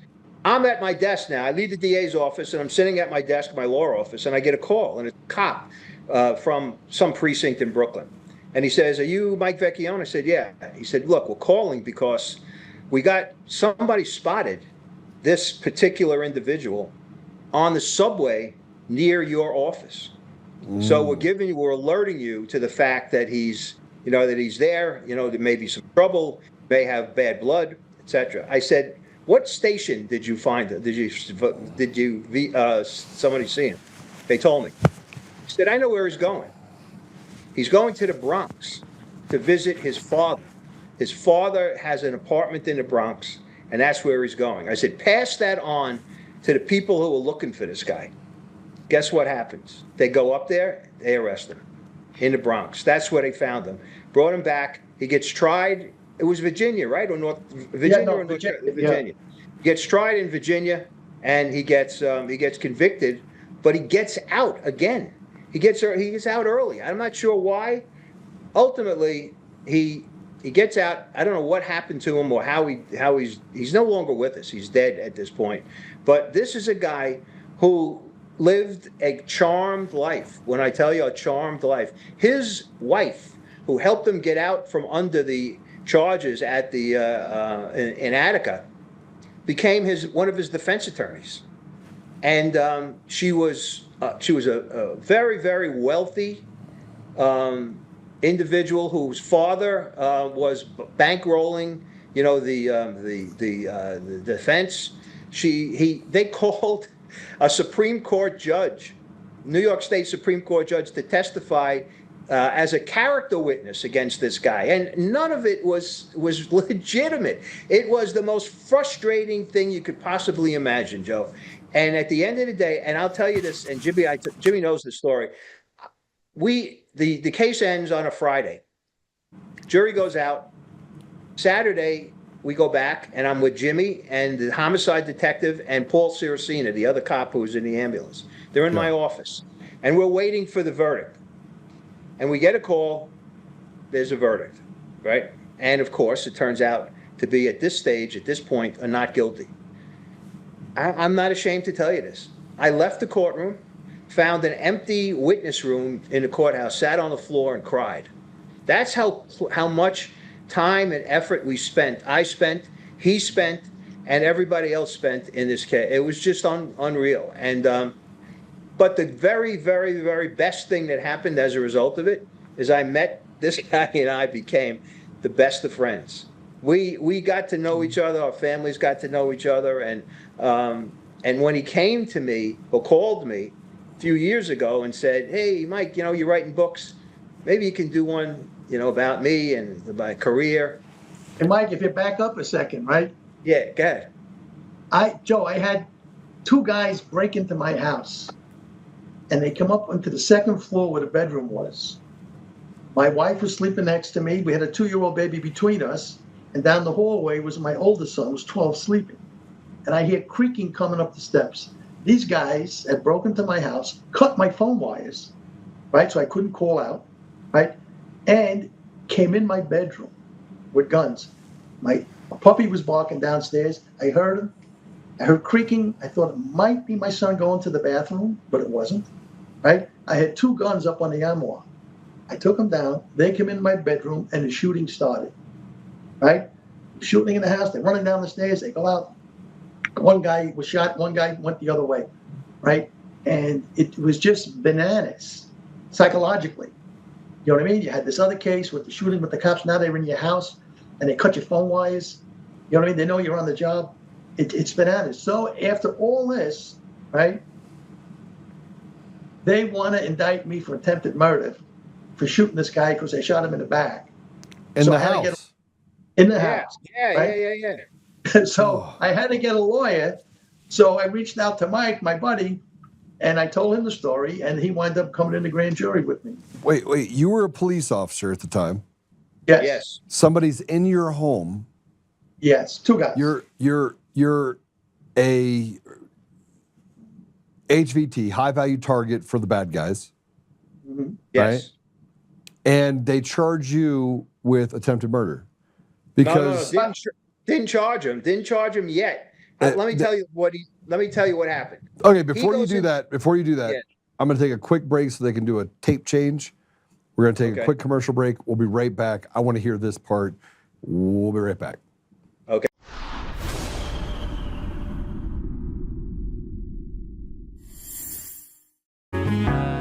Oh, hi, I almost didn't see you there. Welcome to DCF Buns, where you can find the freshest buns in town, if I do say so myself. Our master bakers teach class every week, so whether you're new to baking or trying to improve your culinary skills, we got you covered. And we can help you bake the cake of your dreams. We'll even clean your cake if you want. And if you don't want to bake anything yourself, we have loads of fresh buns available in a variety of shapes and sizes. Check us out at dcfbuns.com to learn more. DCF Buns, we keep the buns hot and the deals hotter. Buns. In every thread, in every stitch, Honor-Bound USA weaves the fabric of the American spirit. It's not just apparel, it's a testament to God, family, and country. At Honor-Bound USA, We're a family of patriots who put our faith, family, and America first. When you visit our website, you'll find a line of products that embody our commitment to pray, stand, speak, and act.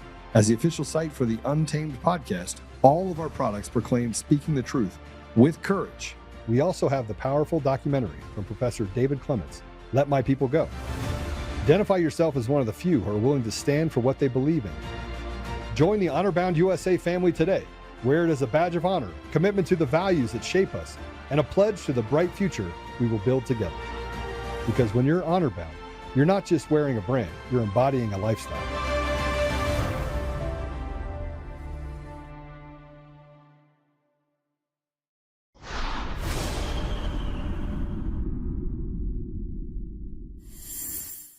Okay, bring them back in. Let me just fill you in. So what happens is he shoots this guy on the way out of his house, right? The guy's running down the stairs. He forgets to tell you that the guy had a gun, and he points it at him. He turns and points it at him, and Jimmy fires. By this point, he's almost out the door, and the shot goes through the door. He doesn't know if he hit him, he didn't hit him. Turned out, we know later on, he hit him like in near the ass or in the back of the... under the wing bone, under his shoulder wing bone.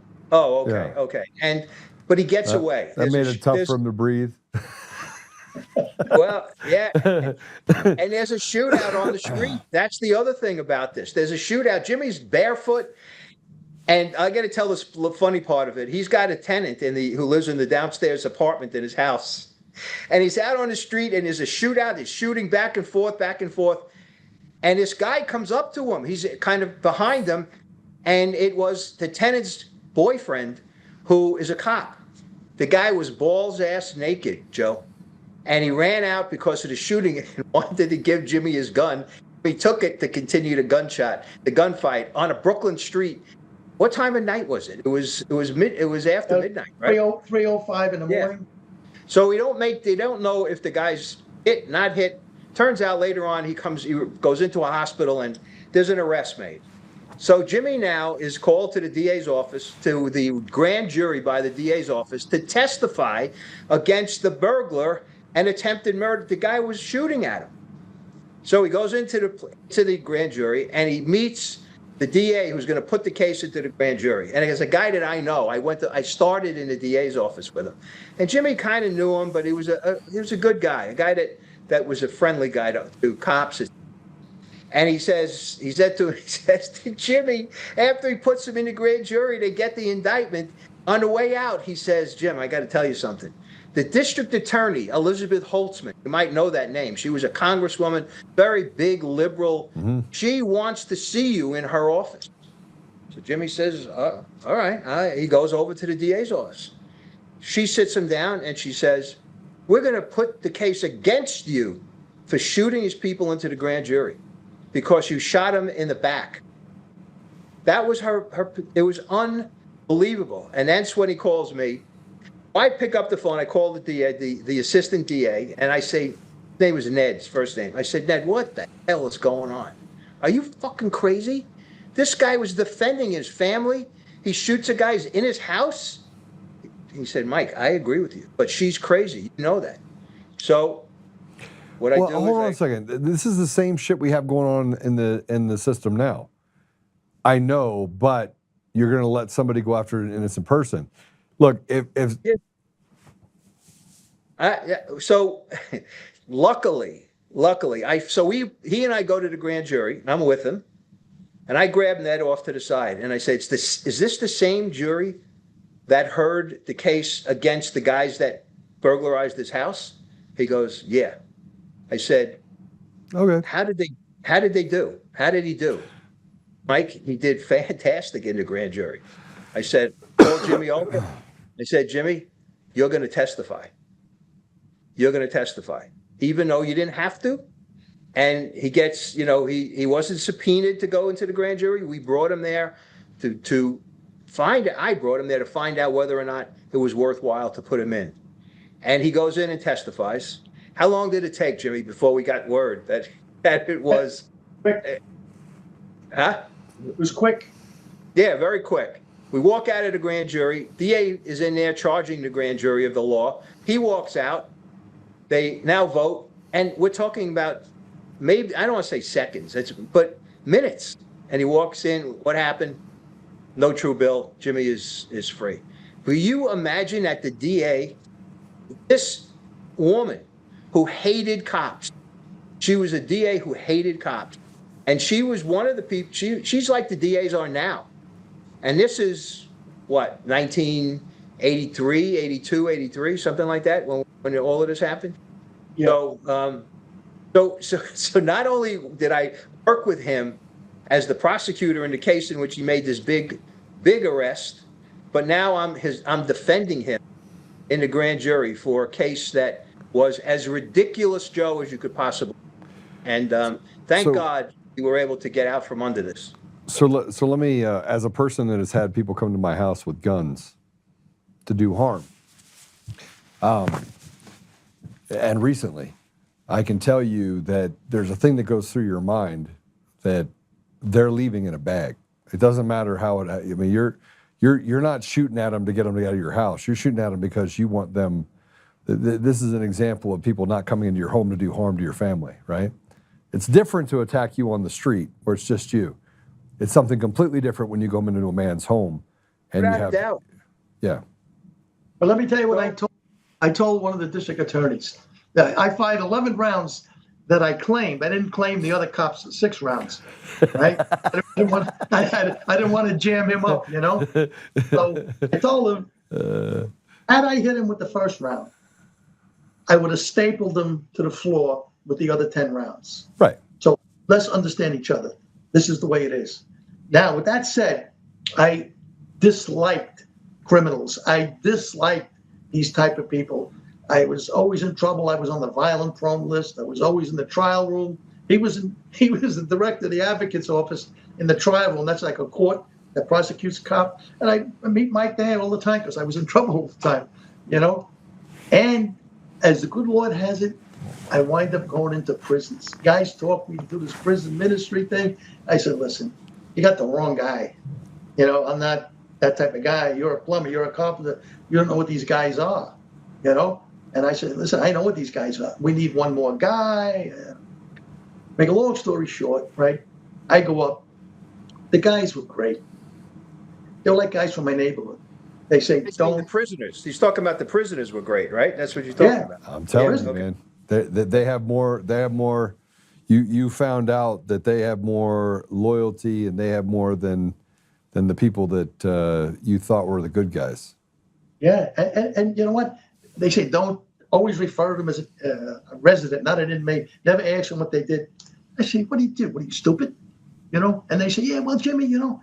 And then the retreat weekend was over. We had to sleep up at the federal prison. Thursday, Friday, Saturday. Yeah. Sunday, we have a little party for them. And you can bring the wives. My wife came, right? Then there's a follow-up every Wednesday. I wasn't going to go. That was it. I did my thing. I socially boxed in. That's it, right? And I said to myself, I wonder if any of my guys are going to be there. I said, let me try one Wednesday, right? All my guys are there. And the volunteers drop off. So you wind up picking up more guys the next Wednesday. Then we started another night, 2 nights we started. You know, I started a Catholic night. We're Catholic. Started a Catholic night. So I got interdenominational night, a Catholic night. Then in another prison, a state max, the priest says he wants to start something over there. I said, sure. So it winds up 25 years, 2 days a week, Joe. And it was the opposite of anything I've ever done in my life. You know, and I'd be the least likely guy that these guys would appreciate. They love you.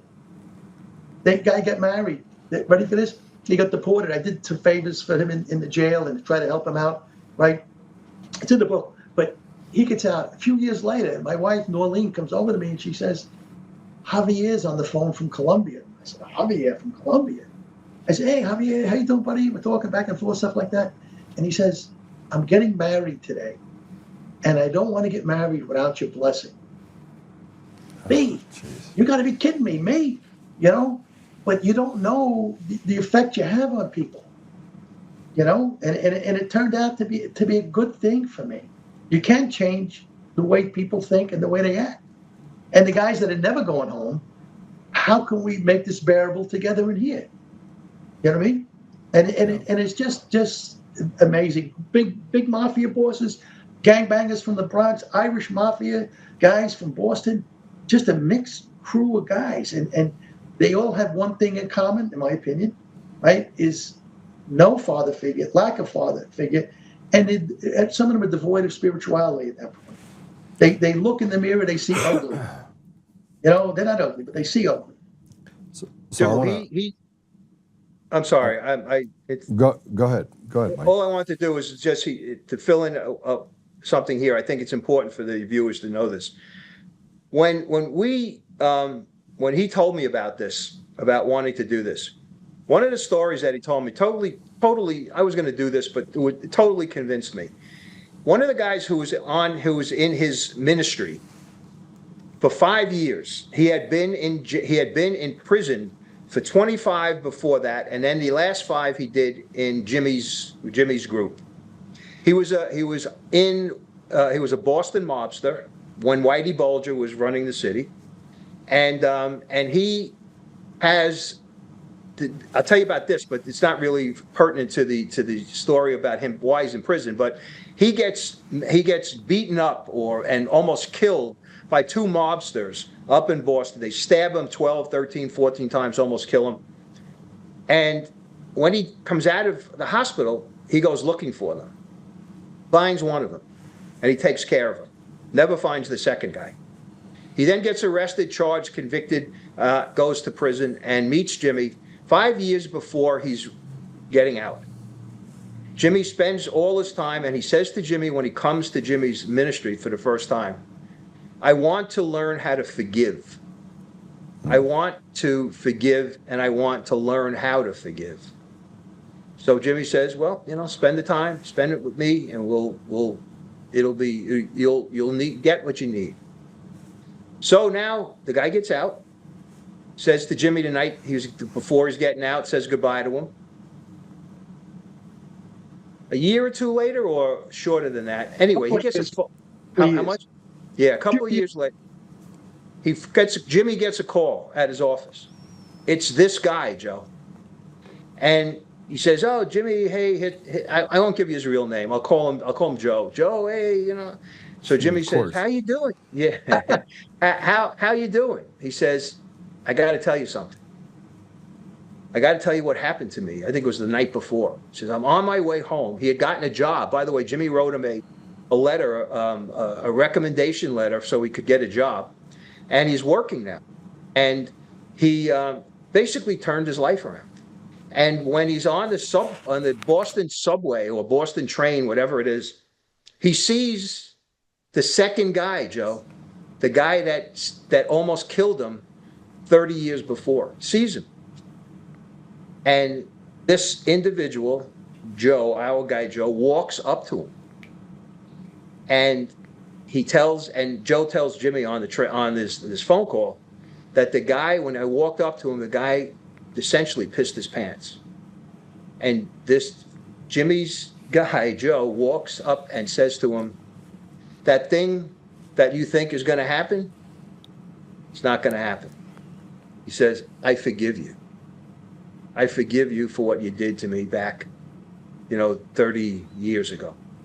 And he said to Jimmy on the phone, it would have been easier for me before I met you and before I spent all those years with you, easier for me to whack this guy than to ever say I forgive him, that I forgive him for what he did. That to me was just the foundation of what I needed to, it was the beginning of what I needed to start to put together this part of Jimmy's life in terms of the ministry. Because if a guy who is a criminal his entire life and a murderer probably can do what he did because of Jimmy spending time or 5 years with Jimmy, then people have to know that, because that to me is almost miraculous that he could turn around somebody like that. And that's not the only story like that. The book is full of them, and there are others that we didn't even get into. If I had gotten into all of them, the book would have looked like an old dictionary, with stories. So I felt that, and that people needed to know what he did, because I think that there are life lessons in what he did. And it just is something that, you know, again, I said at the beginning, I'm so proud of, and it was of him, and it was an honor for me to be able to tell this story. And, you know, so it had to tell you that, because it's an example of what he did for people. And we're talking about the worst of the worst. We're talking about, as he said, gangsters, mobsters, drug gangs. So let me ask you that question. I want to ask Jimmy that question. Jimmy, when you were in the prison, you had the before and after, right? The before, where you already had your preconceived notion of who they were. Then you had the paradigm crash, because it happens to everyone, right? You crashed, and now you had to look at these men as men, right? It no longer was they're wearing a number. It no longer was that they were a criminal. That scarlet letter was gone. You were looking at these men as men, and you were understanding hurt people, and now you're hearing stories, and they're telling you about their lives, and you can't imagine living your life that way, going through those things. And I mean, I can't even imagine the number of stories you got where you're like, okay, that checks with why you're here, right? But you had to take it home. And I just want to ask you this, because I think it's important for people to understand where healing comes from. You going into that prison for 25 years, twice a week, healed you. It didn't necessarily heal them only. It also healed you. Absolutely. And it made me a better person. I read the Bible every day, still read the Bible every day. I learned church history. Any question that they had, I wanted to be able to answer. We had volunteer clergy come in as well. But some of them, biker guy, he started his own gang, the Diablo motorcycle gang out in California. They were nationwide. He was the head of it. He brought a guy in, right? And to one of our retreat weekends. And the guy did 3 tours in Vietnam in the Marine Corps. I was a Marine, you know? And then he wasn't sure if he wanted to be there. So he sits next to me and he says, let me tell you something. He said, what would you think of me if I told you, right, I shot 2 cops? What would you think of me? Right? I said, let me tell you something. What would you think of me if I beat the shit out of a guy and he was in critical condition because he shot 2 cops? You know, so I threw the ball right back in his court. Nobody's different. Everybody's the same. Nobody's taller. Everybody's exactly the same. We could try to work this out together any way you want. This guy came all the time. Yeah. And then he was released, and he was released up near my home, and he had no family. He had nowhere to go, nowhere to do. You're not supposed to get involved with him. I had this guy over my house Christmas, Easter. He had nowhere to go. Where was he going to go? You know? So, and what happens is, it's not that you're a bleeding heart or any of this nonsense. A guy comes in my house, I'm going to shoot him again for sure, you know. But you're all on the same team here. Like I said, the guy think they're ugly. You know, the one guy is in the book was crying. He said, "Maybe I'm not all bad after all." How could you think that? You know, how could you think that? So the object is to stand next to them. We're the same. The same coin. There's a head and the tail. It's the same coin. You know, so the object is to try to make them believe that they are worth something. They're worth saving. Nobody's better than the next guy, and there's hope. You know. Now, you talked about him healing. Let me tell you who else he healed. Me. I was a Catholic, born and raised, my entire life. Fell away until I listened to this story and listened to, because I know Jimmy and I know what he went through in Brooklyn and what kind of person he was, and now what he's doing, and inspired me to the point where I made an appointment to see the pastor of the church where I now live. I didn't know him at all. I didn't know the church at all. I just made an appointment, went to the rectory. He said, "Sit down." I told him what I wanted to do, and I told him why, because I was inspired to come back to the church by what this man did and what he did for people who are not like me, but in a sense they were like me. And I made a full confession that day, everything I ever did in my life, and I have not missed going to church and having communion on Sunday since that. And that's probably 7 years ago when we first started the idea of doing this. So I was so happy and proud of what he did for me that it's actually in the book. It's the appendix to to the story. So you're correct. He was healed, and he healed me, and he healed all these other guys. It's really just an inspirational story that deserves to be out there. I'm sorry. Go ahead, Joe. No, it is. So I have a parallel life. I'm pretty open about my life, and I stopped short of talking about my childhood, just because it was terrible. For the most part, it was terrible. And I left home at a very early age, and my brother was murdered by a police officer in 2017, and so I hated the police growing up. Hated. I mean, and in a way that's, you just hate police. And I sold drugs at 16. I mean, these are things that I've talked about very openly, and that I got out. Like I found out I was smart, right? And a large portion of what I do today and things that I give back with it is this guilt of not getting caught when I was a kid, but having this life-changing God moment in my life, a couple times in my life, I guess I could say. The first time straightened me out to the point where I stopped selling drugs and stopped acting like a hooligan. And the second was when, that got me on a better path, but I was still a guy that liked to get in trouble. I loved to fight. Loved to fight. I would walk into a bar. I never picked a fight. I've never picked a fight anywhere, ever. But I finished a shit ton of them, right? I was just the guy that, I remember this guy was picking on my friend, and I literally I ate him up, man. Another guy had offered me $10, said he was gonna whoop my ass. I'm sitting next to a pool table. And so I had a pool stick in my hand. I shoved that thing right underneath his chin, flipped him over the back of it, just got down there and just whooped on him. I didn't show up to get in a fight. I'm a happy-go-lucky guy, right? And because I did all these things, I got in a fight on the way to work. I think I had the first road rage incident ever, where a guy literally is behind me. He gets out of the car. I get out of the car. He was in front of me. Excuse me.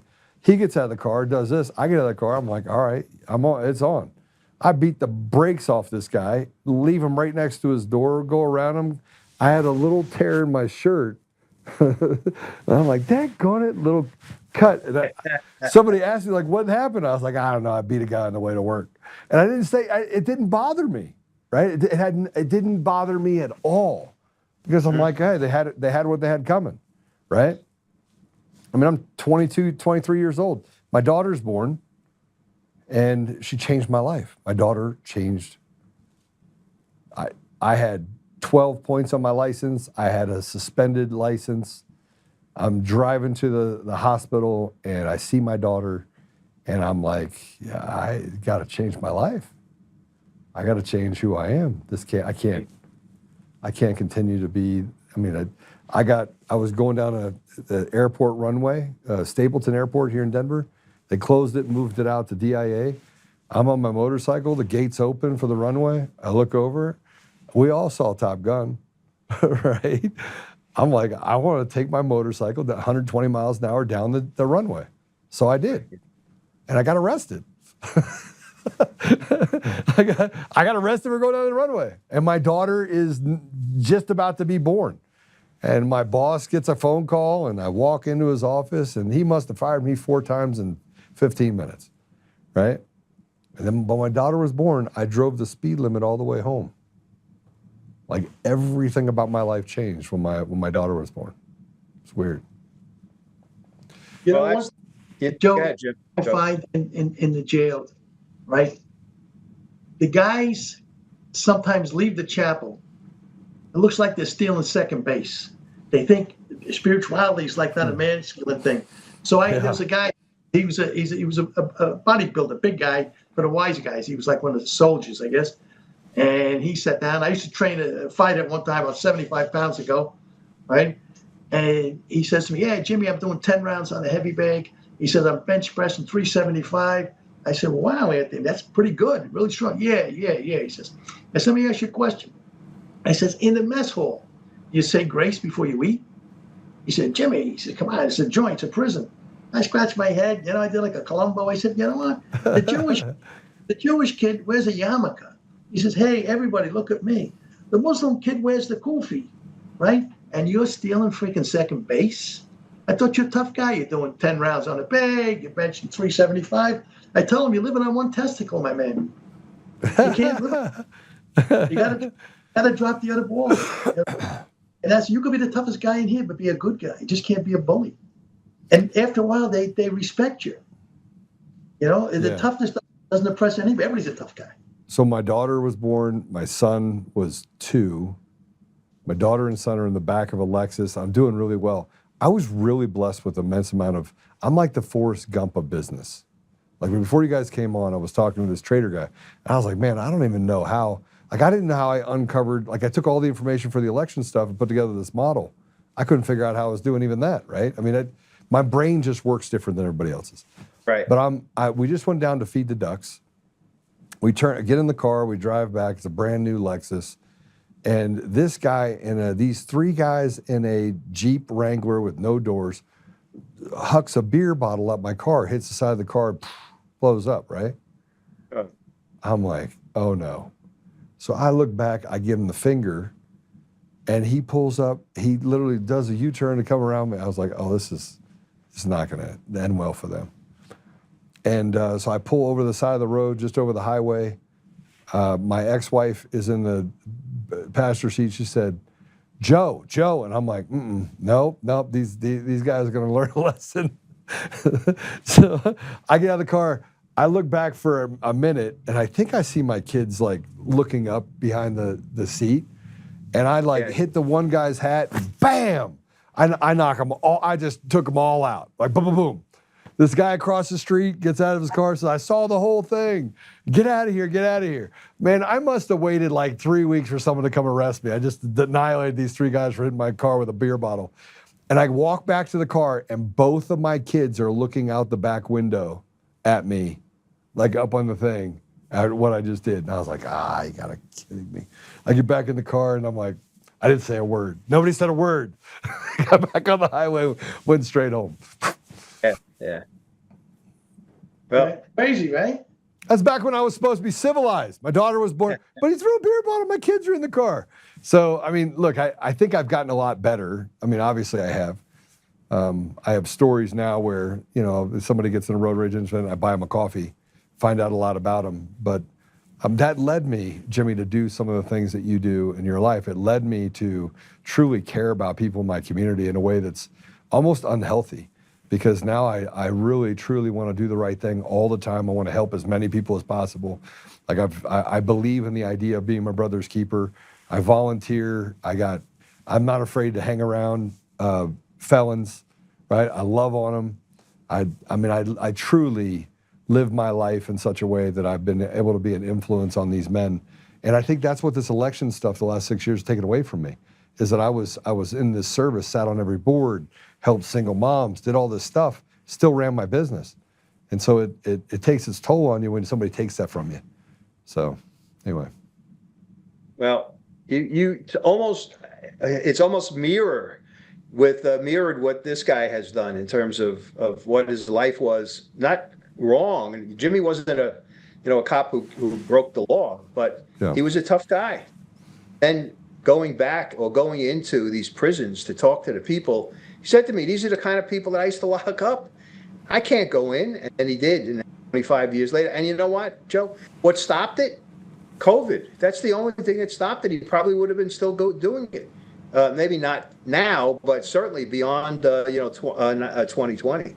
So look, and the thing is, other part of what he did for them is another quick example. A guy who he had been mentoring for a long time was getting out and got out right around Christmas time. So he's in prison. Now he's out at Christmas time. He's got no money to take care of his little kids and to have a Christmas dinner and buy presents for them. So what did Mr. Dennedy do? He got together with other people who were as kind and as charitable as he was, collected money, and him and his friends and his wife showed up at this guy's apartment in the Bronx with presents, with food, and this family who wasn't going to have a Christmas had a Christmas because of what he did. So it didn't end. What his charity did not end when these guys walked out at the end of a session. It went on after they got out, when they were out, and families and things of that nature. So it's again, I know it sounds like an ad, but this is an ad for the book. This is a terrific story. Now I got to read the book. Now I got to read the book. You do. I mean, I got to read the book, and then Jimmy, I got to come see you after I read the book. Yeah. Yeah, the book will be out. The hardcover will be out June 2nd, but the digital version is out now. You can get it now. The Kindle version or digital if you have, Barnes and Noble, Nook, that kind of thing. So even though I'm on there as the author, I'm telling you, Joe, you will not be disappointed by the stories that are in this book. And we didn't really touch a lot on his time as a cop. This guy did some great things when he was a cop too, in terms of using his brain and using his wiles to get things done for people. And he helped people then too. Jimmy, you know what that means, right? What's that, Joe? That means you're a hunter. It means that you're a hunter. Yeah. Yeah. I mean, I'm an analogy guy. I think in analogies, and I tell the guys in the jail, and they're big boys, so how do I relate to them? I say, here's the way you do it, right? You're lifting, you're on the bench, you're bench pressing, you can't get any more up, you shake it. That weight's going to crush your chest, right? You can't get it up. You have a spotter behind you. With 2 fingers, he takes that up, puts it back on the rack. I said, we're called to be each other's spotters. Yeah. I'll be your spotter if you'll be my spotter. And another thing, last thing, I'm an analogy guy. We used to train fighters, right? So I worked against Hagler and a few other guys, good big fighters. But anyway, in a fighter, right?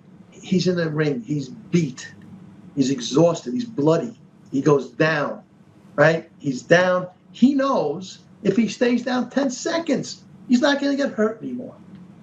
But he gets up. And the first thing he does, he looks to his corner, right? Bell rings, he goes to the corner. There's 3 guys. One guy will take care of his wounds. One guy will try to revive him. And the other guy will give him instructions, right? They come back sometimes to win the title. We need a corner. You need someone you can trust. Not necessarily the most personable guy, the guy that you can trust and get good advice from. Yeah. You need to work people's corner. And I tell them, I'll work your corner if you work my corner. People need a corner. That's what you need. Well, I call that being your brother's keeper, right? And doesn't matter where you are, you can fill that gap, you can fill that void for almost anyone at any time. But you got to be ready. You got to be. That's why I say you're a hunter, because it didn't matter what time it was. The second you knew you had to hunt, and this is hunting souls. 25 years you hunted souls. You looked for souls to save those souls, not to kill them, right? And when you're on the street, it was different. Your job was to lock them up and to take their soul, because frankly they had taken someone else's. Right, exactly, and to save the people that they had harmed. So that was another part of his, you were your brother's keeper. You're a hunter. You're a hunter. And look, there's not many of us, just so you know. There's not many of us. Or there's not many that are built like us. There's not many guys that will run down the steps chasing the guys outside, right? It's fight or flight.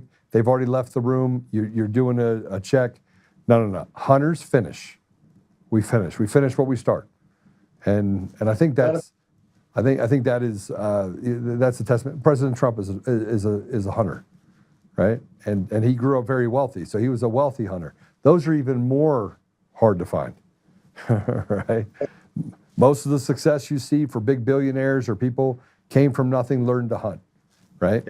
And we're driven by something that you can't describe. You can't put it in words. You can only feel it, right? So I agree, sir. I will read your book and I will have you back on. Gentlemen, thank you, sir. Jimmy, thanks for Joe. being you. Thank you for the souls that you actually saved, including Michael here. It's always good. Absolutely. And thank you for being you, Joe. You're a stand-up guy. I've been known to stand up a few times. And I grew up in Washington, D.C., so not far from New York City. So I'm an East Coaster, so that's why I think that's what defined me and made me fearless. I mean, you're fearless. I was fearless, right? I still am. Stupid, almost, to a degree. Well, Joe, there are other stories that we couldn't get to, obviously, for time. But yeah, if you have us back, we'll tell some of those stories as well. I would love to hear them. I could sit here all day and listen to the story. I mean, I get pumped. Like, I'm sitting here listening, and I am pumped because I'm with my tribe. I'm with the people that I know, frankly, have the what's up, right? And those are hard to find. And so are we, by the way. So I want you to know that. So that's it's an honor to be on your show, and I'm happy that you did it, that you had us on, and I'm looking forward to coming back already. So it'll be awesome. I'll make sure that it's on Kindle. I don't have a Kindle. I might actually buy a Kindle just so I can read it. Yeah. Yeah, it's on Kindle right now. Is it on Apple Books? Yeah, it's on whatever digital platform you have. And it will be in Apple Books, yes. And Barnes & Noble, I don't know if you have a Nook, that's Barnes & Noble's Kindle, akin to Kindle. But I usually buy the book and sit and read it. I just sit in bed and read it. But I gotta. What's that? It'll be out in a little while. Just wait. Yeah, you can pre-order. I don't know if I can. I don't know if I can. Like as I'm speaking, I know that you know what I know that I know, and I know that you know what I know, right? So it's a different feeling, right? As you started talking, I just was like, all right, this is it. When you said you ran down the stairs and chased the guy at the door, I was like, my man. It is. There's the cover, Joe, and I have to give credit where credit's due in terms of the cover. My wife designed that cover. She's a menswear designer. She's an artist, and when she heard the story, the mixture of you see it. So she did a great job, I thought. So, right. Gentlemen, thank you for joining me today. I really appreciate it. I'll have you on soon. Thank you for having us, Joe. Definitely read it. Absolutely. God bless you. It was a pleasure to meet you. God bless, my friend. All right. God bless you. Those are some amazing men right there. And the stories that he tells, let's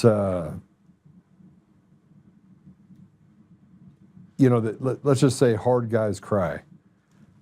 I don't know what it is. I was doing an interview yesterday with Colorado Hispanic Republicans, and I started talking about the work that I have had to step away from that has defined me, and that is working for these different organizations that help impoverished people, poor people, and I get so angry that it makes me emotional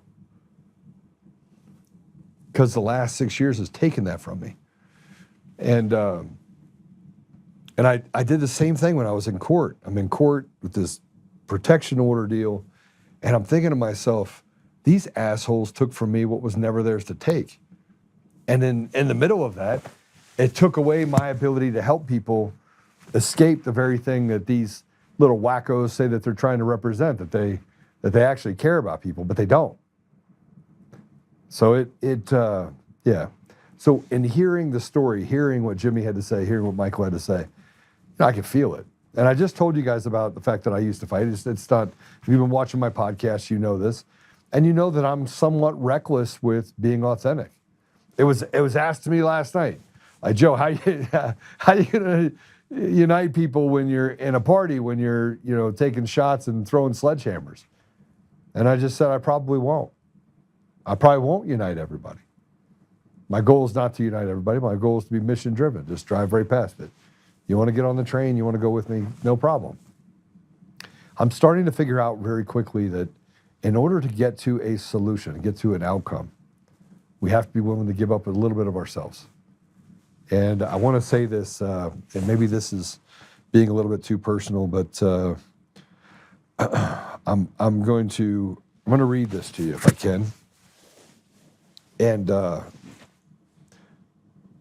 so, Ali, I'm going to share this. I hope you're listening or watching so you understand this.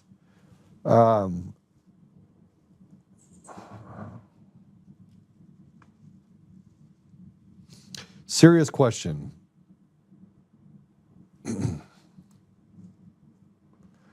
Will it consume you if you never see justice? Is God's justice enough? And I responded with, I think so. It's a tough question, though. She says we aren't accountable for the sins of man, only for our own. Yes, fight for truth and justice, but make peace with yourself. Embrace the peace in the midst of the world. There's so much more to come, so don't be consumed by what's in front of you now. Eternal perspective. God's justice is perfect. Read Isaiah 40 to the end.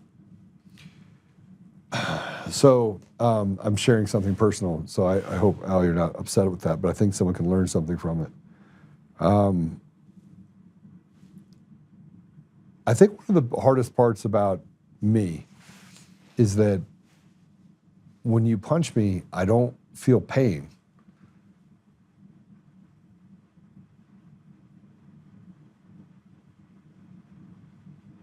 I don't feel pain. And I want to fight harder. And when you lie about me, I want to work harder. And when you attack me, I want to fight harder. And when you say something's not true and I know that it's true, I don't want to let it go.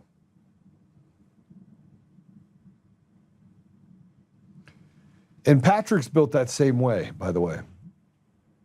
I mean, a certain part of my team holistically is all built that way. And some, I mean, I have the person that's taken care of all my stuff for the last 12 years. She's made sure that my schedule's up and everything's done and everything. She's had to live through the chaos of the last 12 years or more, a little more than that.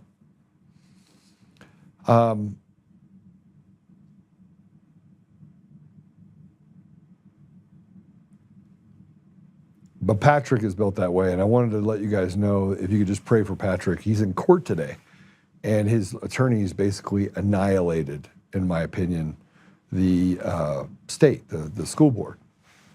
And so far, up until this point, the judiciary has been so rotted to the core that it's really hard to see the outcome. And what I got from having the conversation with Jimmy and Michael is that these evil characters have been involved in the process for a long time. I mean, we think it's a new phenomenon. Maybe there was a higher degree or higher number of people that were better, that were more ethical, that were part of the system back in the 80s or even 90s. And maybe we've lost that. But the school to prison pipeline's been around for 5 decades. The barrios and the shitty schools that exist in Harlem have been the same in Harlem for 50 years. They've been talking about, hey, we're going to do better for education and give people opportunity for a long time. And some get that little call. They get the call for winning the lottery. But a vast majority of them never get the opportunity. Nothing seems to change because change is the one thing that is inconsistent. It just doesn't happen. We're going to fix this. They won't fix it. We're still high taxes and terrible roads. I think that probably the roads were just as terrible 50 years ago. And the one thing that's consistent is turmoil, things we go through. So I will tell you, I'm never going to get to the end where I feel like justice is fully happened. I think that your comment to me kind of made me realize that. When is the full justice realized? I mean, we had over 2 million Americans that died during COVID. Who's going to be responsible for their justice? How about the people over in Iraq? Weapons of mass destruction, we drop bombs and people die. And how is it that we can be bipolar and love our country and realize that really bad people in our government have hurt people all over the world? That more people have died in conflicts that we've created in the United States than ever died in World War II. And some of you may believe that, some of you may not believe that. Go check my math. Syria, Kosovo, Vietnam, I mean, you want me to keep going? We had Mongolia. We had the stuff that happened in Colombia. We have Panama. We have, I mean, I could go through 50 countries that we did not respect the sovereignty. Sudan, Kenya, Somalia, Eritrea, Ethiopia, that nice little war between the two. Who was right in the middle of it? The CIA. Saudi Arabia, Syria, Egypt.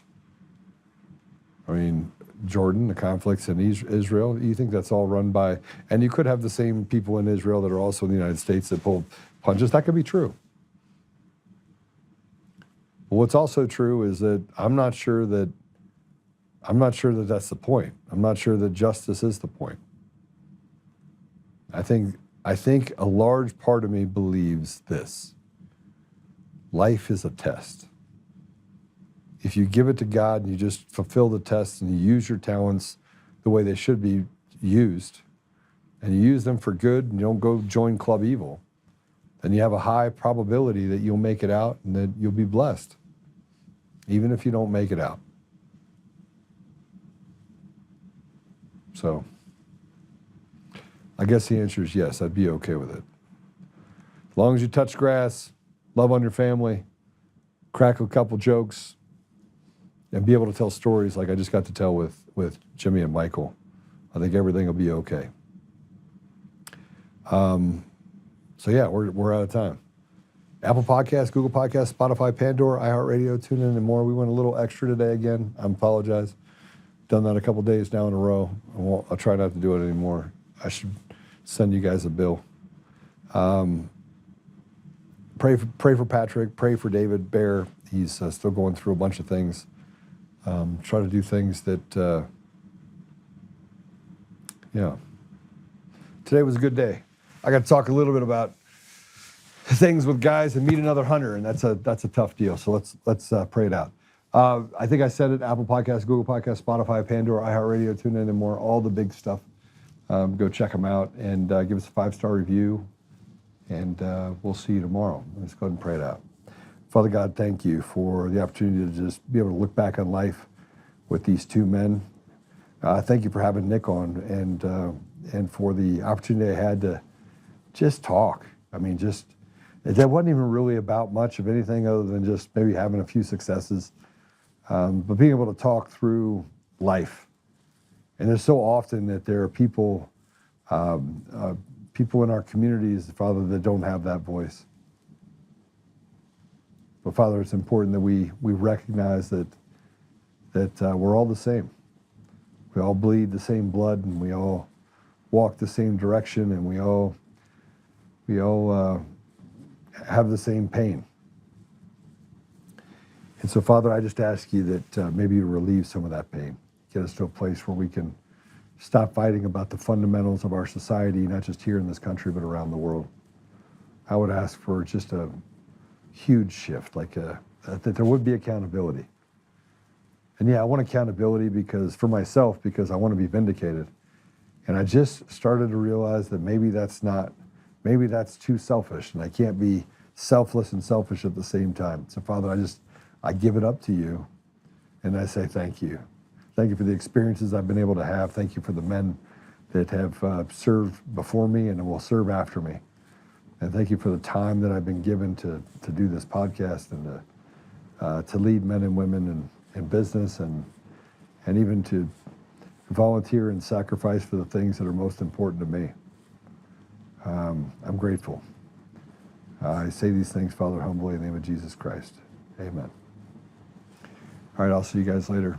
Have a good one. Remember to go buy that book. It's called Hard Guys Cry. It's coming out. If you have a Kindle, tell me how you like it. All right, take care.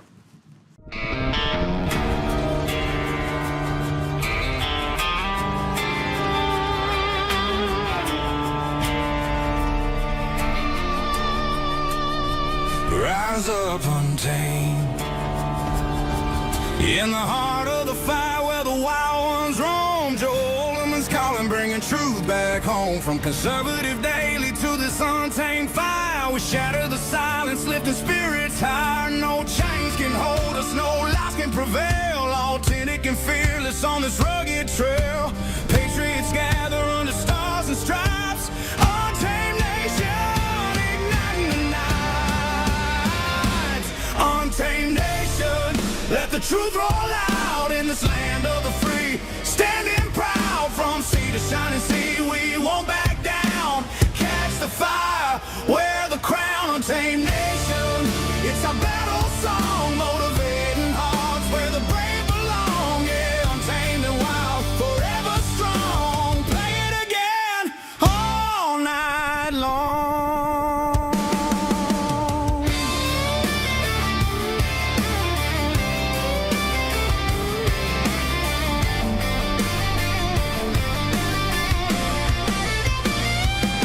Break the mold, chase the real.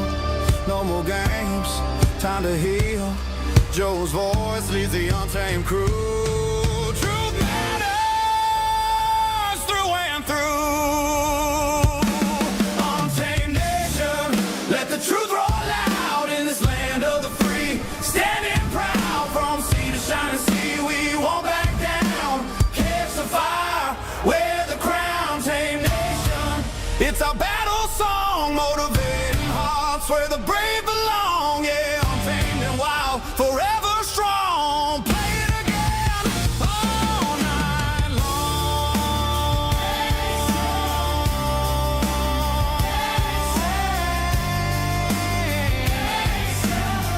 Truth forever.